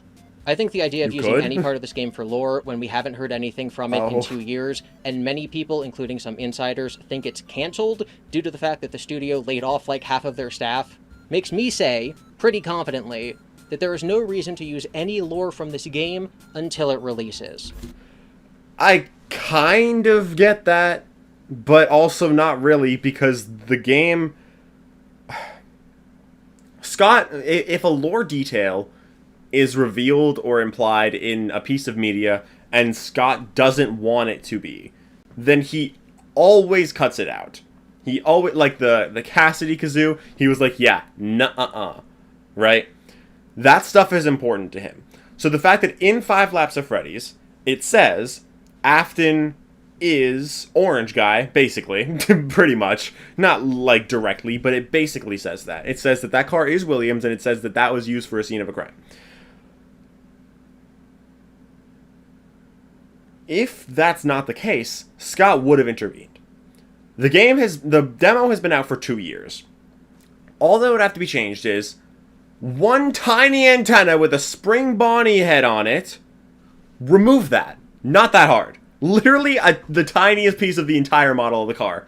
Remove that. Not that hard. 2,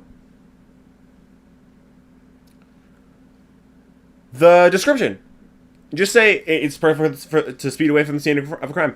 Remove that line. Remove that line. You have 2 years to remove the line. You never remove the line. For the record, I'm not frustrated at Gibby. I'm saying, like, if it's not meant to be William, Scott should have done something about it, and it wouldn't be that hard to do something about it. So I feel like it just makes no sense that it wouldn't be an intentional lore hint. When Secret of the Mimic was coming out, they actually did this little tie-in in 5 Laps at Freddy's, where they changed one of the billboards to be the Cleanovac that Edwin Murray made in the FNaF novels. This was supposed to tie in to Secret of the Mimic, where we were going to go to Edwin's company and see the Cleanovac. Except that the Cleanovac in the games is nothing like the one from the novels. They used artwork from a different continuity, one that is incompatible with the games. I really do not think that the people who are in charge of 5 Laps at Freddy's are in communication with the people who check the lore. Or they just changed their minds. I mean Scott Cawthon, who is writing a Hollywood movie. If the people making 5 Laps can believe that the vacuum that Edwin Murray made is from the Tales continuity instead of from the game's continuity, because they're not in contact with the people at the tops of the Fazbear brand, then they can also falsely believe that this is a mound. I've said this before and I'll say it again, I will accept 5 Laps at Freddy's as canon when it comes out. Now, I'm not the only person who believes that Orange Guy is the father of an MCI victim and not William Afton, and a lot of people have had to deal with these next 3 questions. Why car purple? Why 87? And why so intricate? The response to why car purple usually comes down to this. I'm taking the car. The joke's on you, it's a rental. The idea would be that Vlad from The Immortal and the Restless is a stand-in for William, and thus his car is a rental. This is why William has the car in 1983 when he kills Charlie, but someone else has it now in 1985. This is fine. I think it's a little bit of a stretch because it tells us I that don't think so. Vlad stands in for William, that when Scott Cawthon was making FNaF 6, he intended us to look back at FNaF 5's sister location to see that William always rented his car, and then to apply that to this game. Oh, they'll clearly be able to figure out that this is just a rental because they'll go back and they'll watch that cutscene. Meanwhile, the fact that the car is purple fits William because he's purple, or he's depicted as purple in the minigames, so the... But again, there's no reason to have it be purple. It doesn't have to be William's car. It's just, there's no point to have it be William's car. The idea that he just happened to be renting a purple car is kind of silly, especially since this is the car that he killed Charlie in. You're gonna rent a car, put your name on it, and then go and commit a crime? Wait a minute. He committed a crime in this car. He committed 2 crimes in this car. Remember, one of the MCI kids hit him over the head with a shovel, put him in the trunk, drove him to Freddy's? William Afton has committed 2 crimes in this purple car. His murder of Charlie in 83, and his recent kidnapping and murder, although people don't know that because they just think the kid's missing, of one... I will say, I do think the idea that he did lure some of the kids from outside Freddy's and brought them to Freddy's is kind of interesting, but I don't think that that means that he didn't... but I don't think that's solid, and I don't think that that means that the 2 kids were the last ones. I think those were definitely the first ones. The first 3 MCI kids. If I was William Afton and I wanted to cover my trail, I would have sold the frickin' car. I think the reason that Scott put this in the game is, once again, because every single detail of this minigame fits together as a perfect puzzle. This is telling us that the runaway from Midnight Motorist is not the first victim that William lured from outside the restaurant. It must come after the one that William put in his trunk. Each detail is helping us lay the groundwork for when this takes place and who the identity of the runaway is. Now, a lot of people have said that if Orange Guy isn't meant to be William, then Scott's conveying this very poorly by having us start the minigame in literally William's car. And, you know, I agree to an extent. There's a lot of mysteries in FNaF that I think were conveyed very poorly. Scott allowed us to believe... I wouldn't even say it's, like, conveyed poorly. I would just say there's absolutely no point. 10 years that the crying child's name was... There's like 0 examples of him taking kids outside Freddy's. No, but his point is that though there was 3 kids... there was 2 kids that were taken inside Freddy's that we know for sure, and the other 3 were just said to be tied to Freddy's, but not necessarily that they were killed at Freddy's, which is fair. And he's saying that the Chica high school years cutscenes are about him killing people outside of Freddy's. Like, they have Chica kidnap people from outside of a specific place. From just, like, out in the wild, right?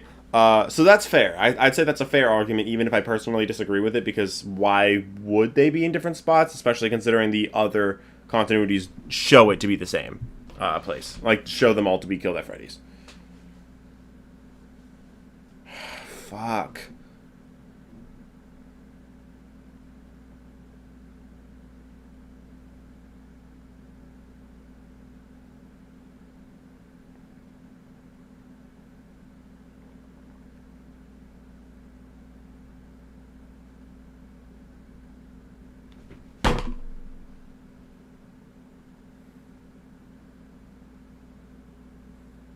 Thanks, Mom. Jesus Christ. There we go. Okay. My mom texted me saying I have to help her with water, and said she's coming home now, and to not make her wait, because she needs help. But she didn't tell me where she was coming from, so I asked, and then she took like 20 seconds to respond, so I thought she already started driving, but no, she responded.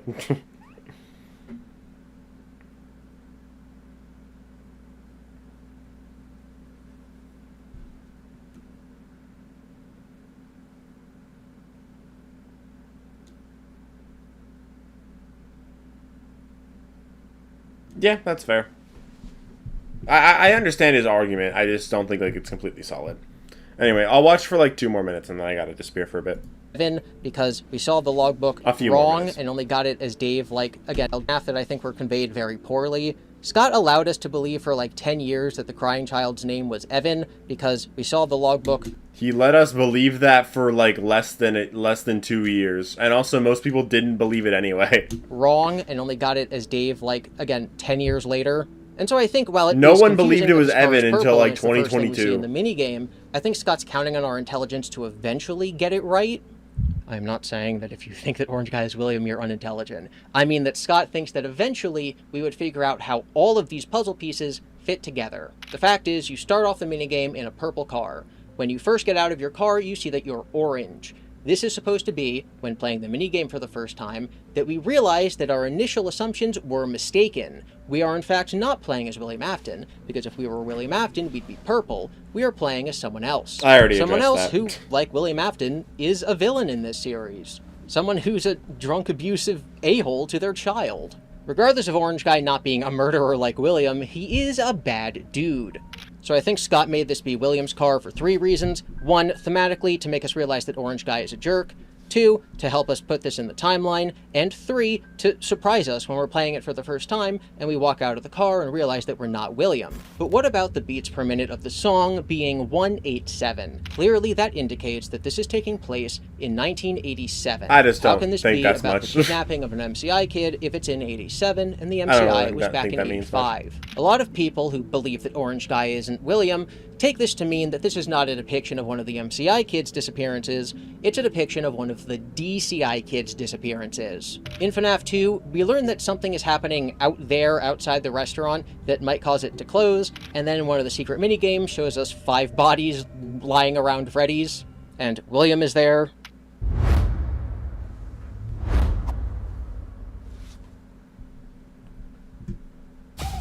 Here for late.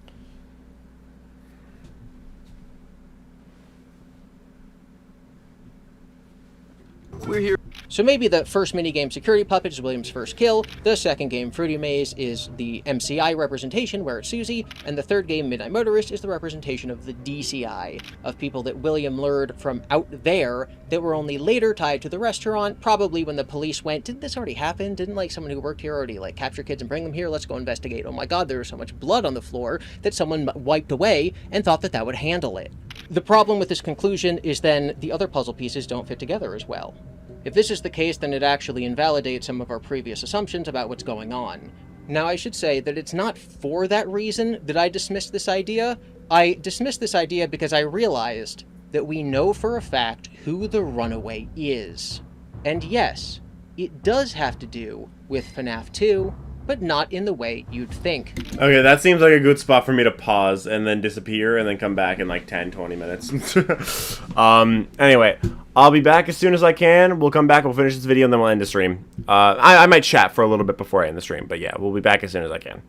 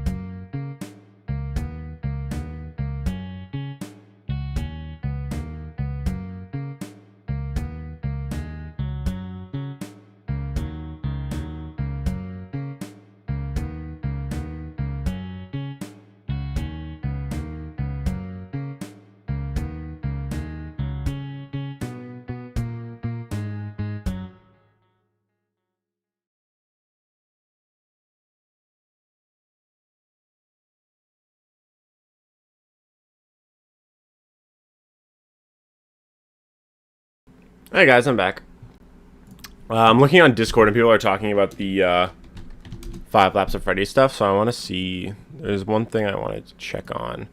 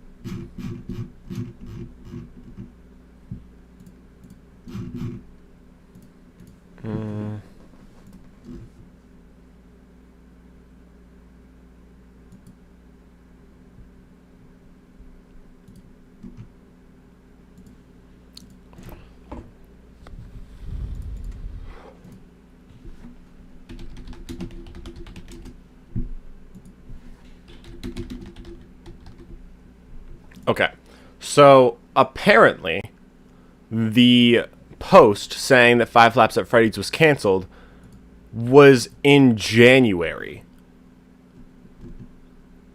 And in May, Click Team made a post or a reply to somebody saying that they would share news when they could. So if the game has been canceled since January or earlier, they would have said something for sure, right? So there's a lot of people like not really trusting this source right now. It's unclear. I don't really know. I'm wondering if it's like, are they just not communicating, or are they debating whether or not to actually make it? Or was it canceled internally and then they just like decided maybe we'll revive it or something like that? I don't know. It just feels like maybe it was like canceled but not solidly, like it was maybe just like put on hold or something, like Into Madness. No. I don't know. I don't know. It could go either way. I don't know. I'm concerned and curious, but I'm not sold yet.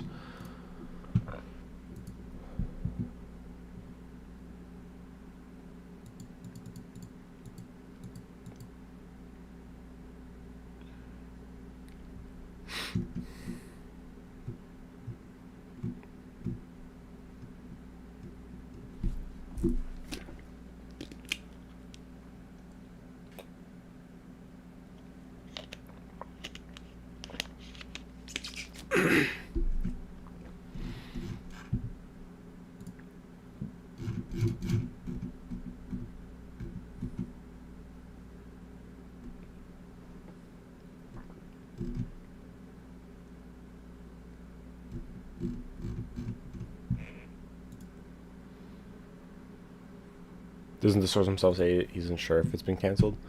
Let me check what it says. It says it seems that the game is officially canceled.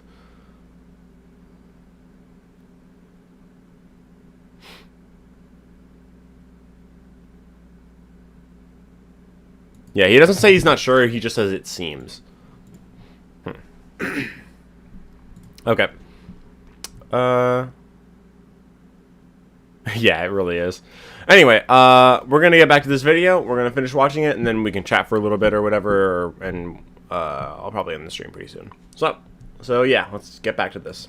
After puzzling together everything I've laid out so far, that we're supposed to know that we're not William because we're orange, that we're supposed to know we're a bad dude because we bought a car from William, that we're supposed to realize that the thing buried in the dirt was William's Scrap Trap costume because we saw the bunny coming out of the dirt in Fruity Maze, that we're supposed to realize that the place that they ran off to was Freddy's and that it was the Scrap Trap footprints outside the door, and that that was one of the first 3 MCI victims who was only tied to Freddy's, we should have one question left. Who is the runaway? This is the detail that, when I told it to people who didn't agree with this theory beforehand, made them go, oh no, I need to rethink all of my pre-established beliefs. Okay. Because if you disagree with the way that the puzzle's been put together so far, this part, I think, is too coincidental if it wasn't intentional. We're supposed to solve who the runaway is, but there's seemingly no details in this minigame to tell us. It could be Gabriel, Fritz, Jeremy. It's not Susie, and we don't know who the other grave belongs to. Some people think Cassidy, some people think Charlie, some people think David Afton. So let's throw that off to the side for a second. It's either Gabriel, Fritz, or Jeremy. If only there were some detail in this minigame that seemed extraneous at first, but now we can apply to this big mystery that we have, its juniors. After we play Midnight Motorist, we unlock a screen where we see the 4 kids, Gabriel, Jeremy, Fritz, and Susie. Jeremy and Fritz should immediately jump out to us, because Jeremy and Fritz were the names of the 2 nighttime security guards in FNaF 2. For the first week, we play as Jeremy Fitzgerald, and for the final night we play as Fritz Smith. For various complicated FNaF reasons, a lot of people think that Fritz Smith is actually Mike Schmidt or Michael Afton, but that leaves us with a question. Did Scott dramatically reveal the name Jeremy on that gravestone at the end of FNaF 6 so that we would look at it and go, oh my god, what if Jeremy the MCI kid is the son of Jeremy the guard in FNaF 2? Get premium travel perks.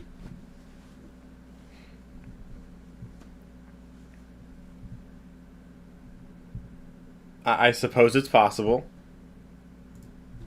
The MCI kid is the son of Jeremy the guard in FNaF 2. Oh my god, the bar in Midnight Motorist is literally called Juniors. Okay. And this is supposed to make us realize that Scott did this completely on purpose. Knowing the FNaF 2 guard's name is Jeremy, dramatically revealing at the end of this game that one of the MCI kids' name is Jeremy, us wondering if he's a junior, and then realizing in Midnight Motorist the bar is named Juniors for seemingly no reason. This is how we were supposed to put the puzzle pieces together, that the MCI kid who runs away off to Freddy's at the end of Midnight Motorist, the runaway, as everyone calls him, is Jeremy, the MCI kid who goes on to possess Bonnie.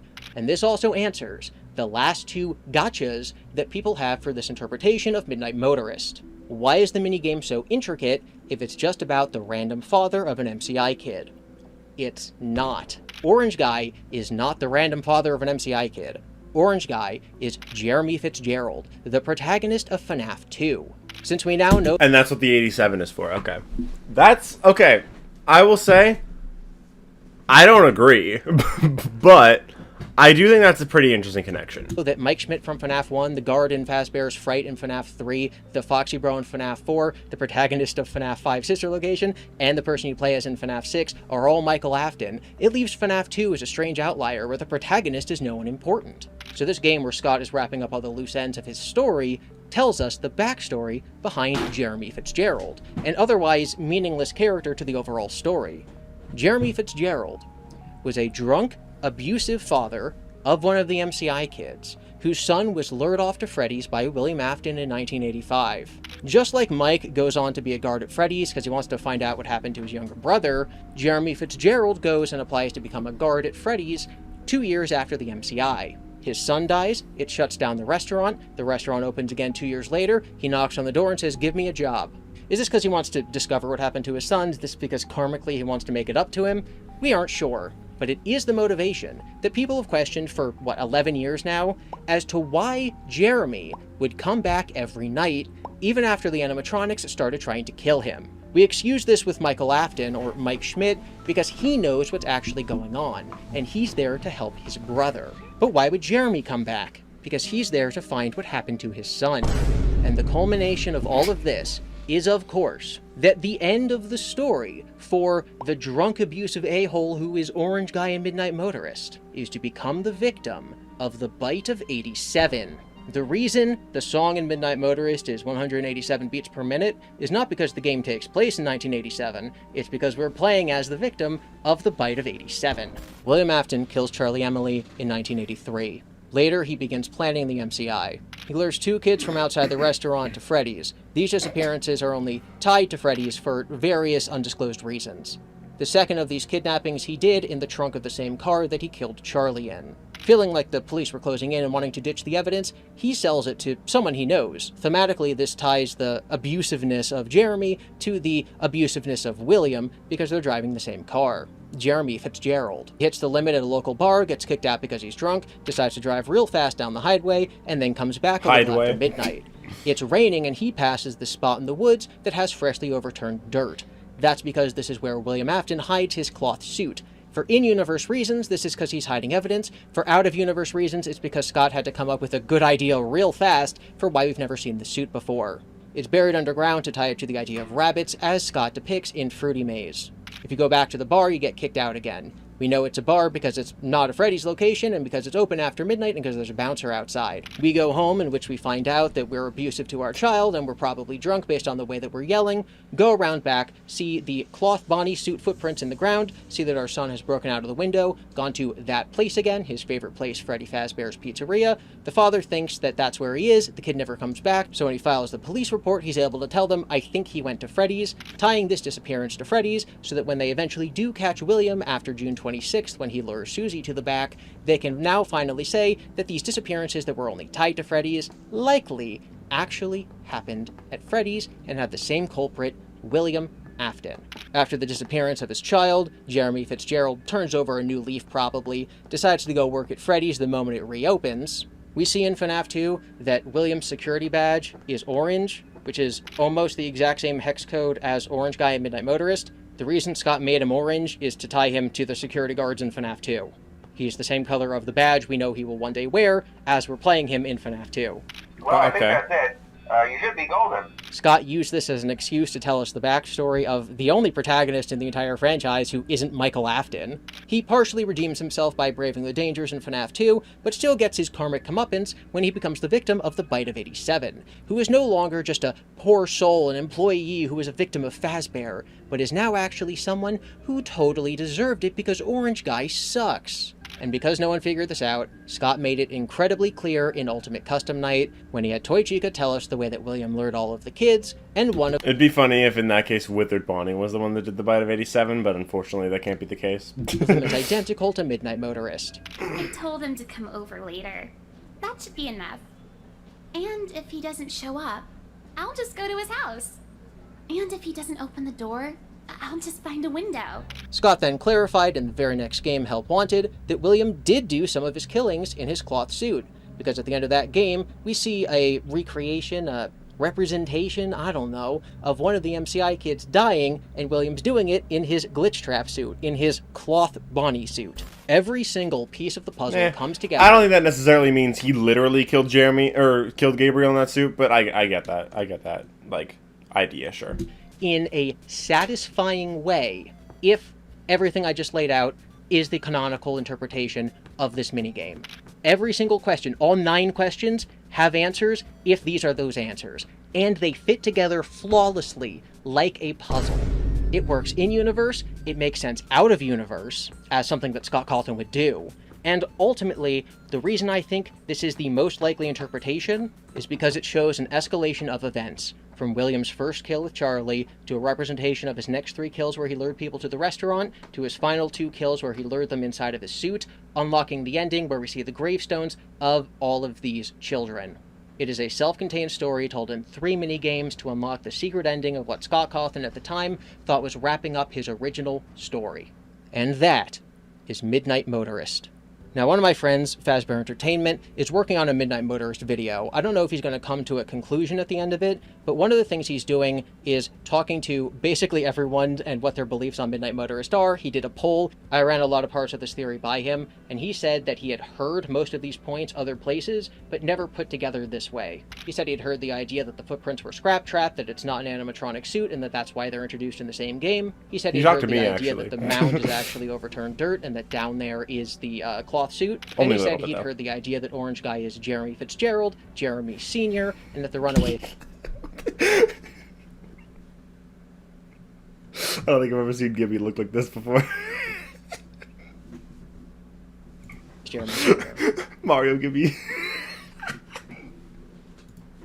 Like a couple months ago, I investigated FNaF 6. I wanted to look at all the assets, and I realized for the first time that Scrap Trap was not an animatronic suit, was not a Springtrap suit, and that made me go, oh, that's how William did it in the rain. Fazant told me while he was investigating the game that it's weird that you can walk over the mound, but you can't walk between the light and the dark parts of the minigame, and I went, oh my god, it's not a mound, it's just overturned Earth. I actually got the idea that Jeremy, the MCI kid, might be the son of Jeremy the Night Guard from the Talbot files, so it was an idea that's been floating around in the community for literal years. That's just the first place I heard it. All of this to say, I came up with all of these facts on my own and came to this conclusion by myself, but they are ideas that have been tossed around the community before, and it's very possible that someone else has a video on YouTube stating this directly. It's just that very few people know about it. I am so sure of this conclusion. I have told all of my FNaF I don't know. that someone else I don't know why, but the way he just moved there. has a video on YouTube stating this directly. It's just that very few people know about it. I am so sure. I am so sure. Why is Gibby so unintentionally funny all the time? Of this conclusion, I have told all of my FNaF friends I'm willing to put money on it. That's mean. Why you? I usually don't use this microphone, and I hoped that I wasn't peeking Well, it's a the little audio bit the funny. entire time. I generally I still like Gibby. Gibby's my goat, but it's funny. don't know how this is going to sound. This recording's been going on for an hour and 7 minutes, and I really hope I can use it. I hope the green screen works. But more importantly than that, I hope you have a nice rest of your day. I hope you're nice to each other in the comments. I hope you support the creators you admire. I hope you never lose sight of the things that are important to you. And I hope you remember that Freddy stands for friendly, respectful engagement, discussion, and discourse yield success. I'd love to hear your ideas and reactions to this theory in the comments. Maybe explain if you don't agree with me, why you still don't agree with me. But if you do agree with me, make sure you like the video, you hype it if you're on mobile, and you subscribe to Gibby's Horror Homestead for more correct FNaF theory. No, seriously, remember that all FNaF theories are just fanfiction backed by textual evidence. And if you head over right now to my second channel, Gibby's Spooky Shack, I will be releasing a video that shows additional evidence for this theory. It's things that I wasn't confident enough to include in this video, like explaining what I think the weird house-shaped thing in the dirt is. And thus I didn't want to clog up this video with speculation. I think it actually increases the likelihood of this being the correct conclusion to Midnight Motorist, so make sure you go over to Spooky Shack and check it out there. Claims-free drivers say... I will say, I definitely don't agree, but that was a very well put together video. The evidence, actually, I understand, even if I personally disagree with his, I guess, what is the word?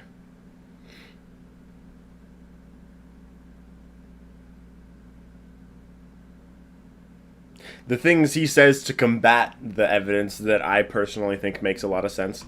Like, I think the car thing is very direct. I think him being an abusive father matching Afton makes a lot of sense. I get his arguments for why it wouldn't be Afton. I just feel like it makes more sense that it is. And I think the car thing is really random and doesn't really make that much sense. I get his points. It just doesn't feel right to me. I don't think that 5 Laps of Freddy should be ignored, even if it is, even if it is canceled, which it might not be, but even if it is, I don't think it should just be ignored. I get most of his points. I think a lot of his conclusions are pretty interesting to think about. I just don't personally agree with them. But I get what he's saying and why he's saying it.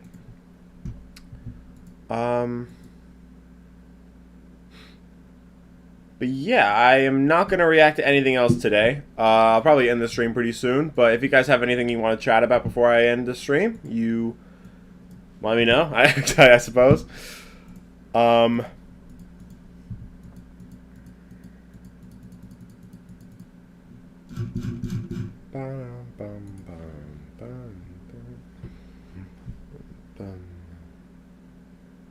Car part didn't make sense saying it was sold. I mean, it kind of makes sense, it just feels random, and I feel like it's not something Scott would have decided to do. Later that night, the purple car, the lone house cannot be more obvious than that. I just got here. Yeah, I mean, the later that night, I kind of get his argument that it's like the no Freb. I kind of get his argument that it's like later that night from the first part of the minigame, but it's not later that night. It's literally 2 seconds later. Like, it's not later. It's later, 2 seconds later. You wouldn't say later that night for something that just happened. And Scott has admitted that he understands that people do look through the source code. He knows the things were going to be found in the files.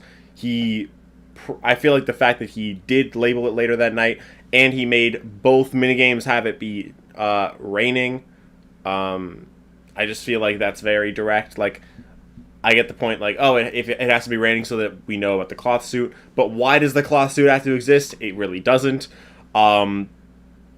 He could have just made Scraptrap Springtrap, or look more like Springtrap, or whatever. Like, there's no reason the cloth suit has to exist. It's like a lot of random details that don't really need to be there. And I feel like if they were meant to mean that, it would be like, well, what's the point? You know?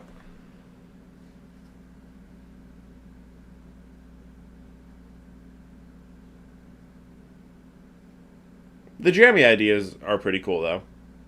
I thought that was pretty interesting.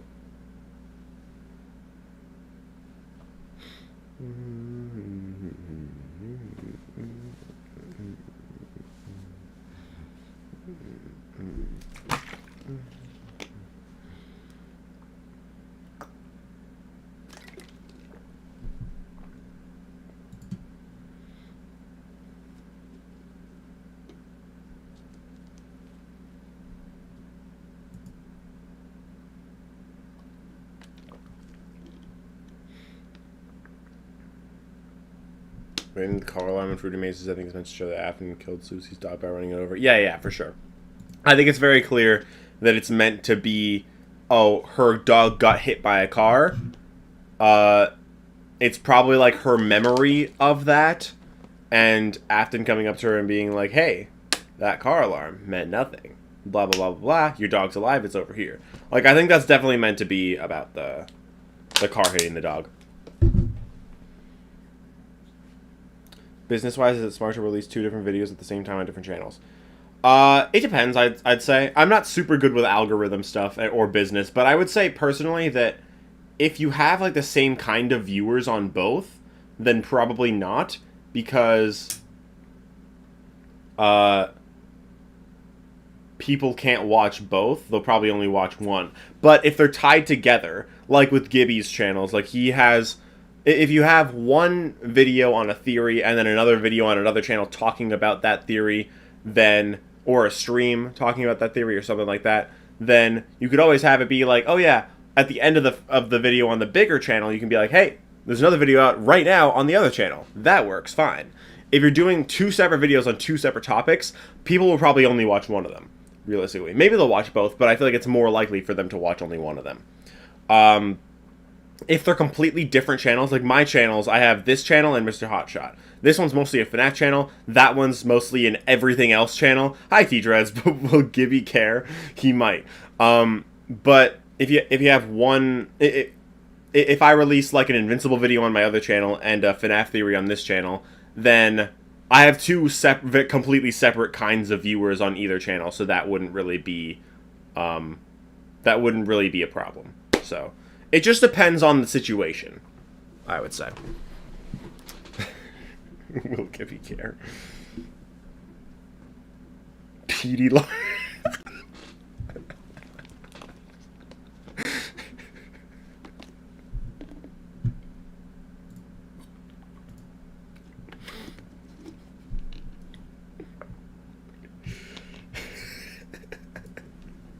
This is not the interaction I thought I'd have in my chat today.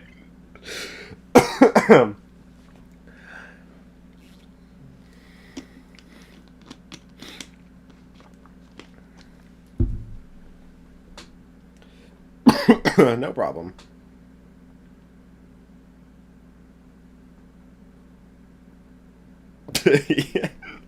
did not expect to see TD LARPs and TD Dreads, in the same chat, talking to each other. TD Dreads. TD reads. TD is reading. What is TD reading? He is reading the chat message by TD LARPs. Clearly. Anyway, I think it's time for me to end the stream now. Hope you guys have enjoyed. If you did, leave a like, subscribe if you want to. Next theory video probably on Saturday, if I had to guess. That's my current plan for it. Streaming again on Thursday on the second channel. Streaming the first Uncharted game if you want to see that. Which came first, the chicken or the egg situation? Which came first, T-Dreads or TD LARPs? I don't think that's the same situation at all.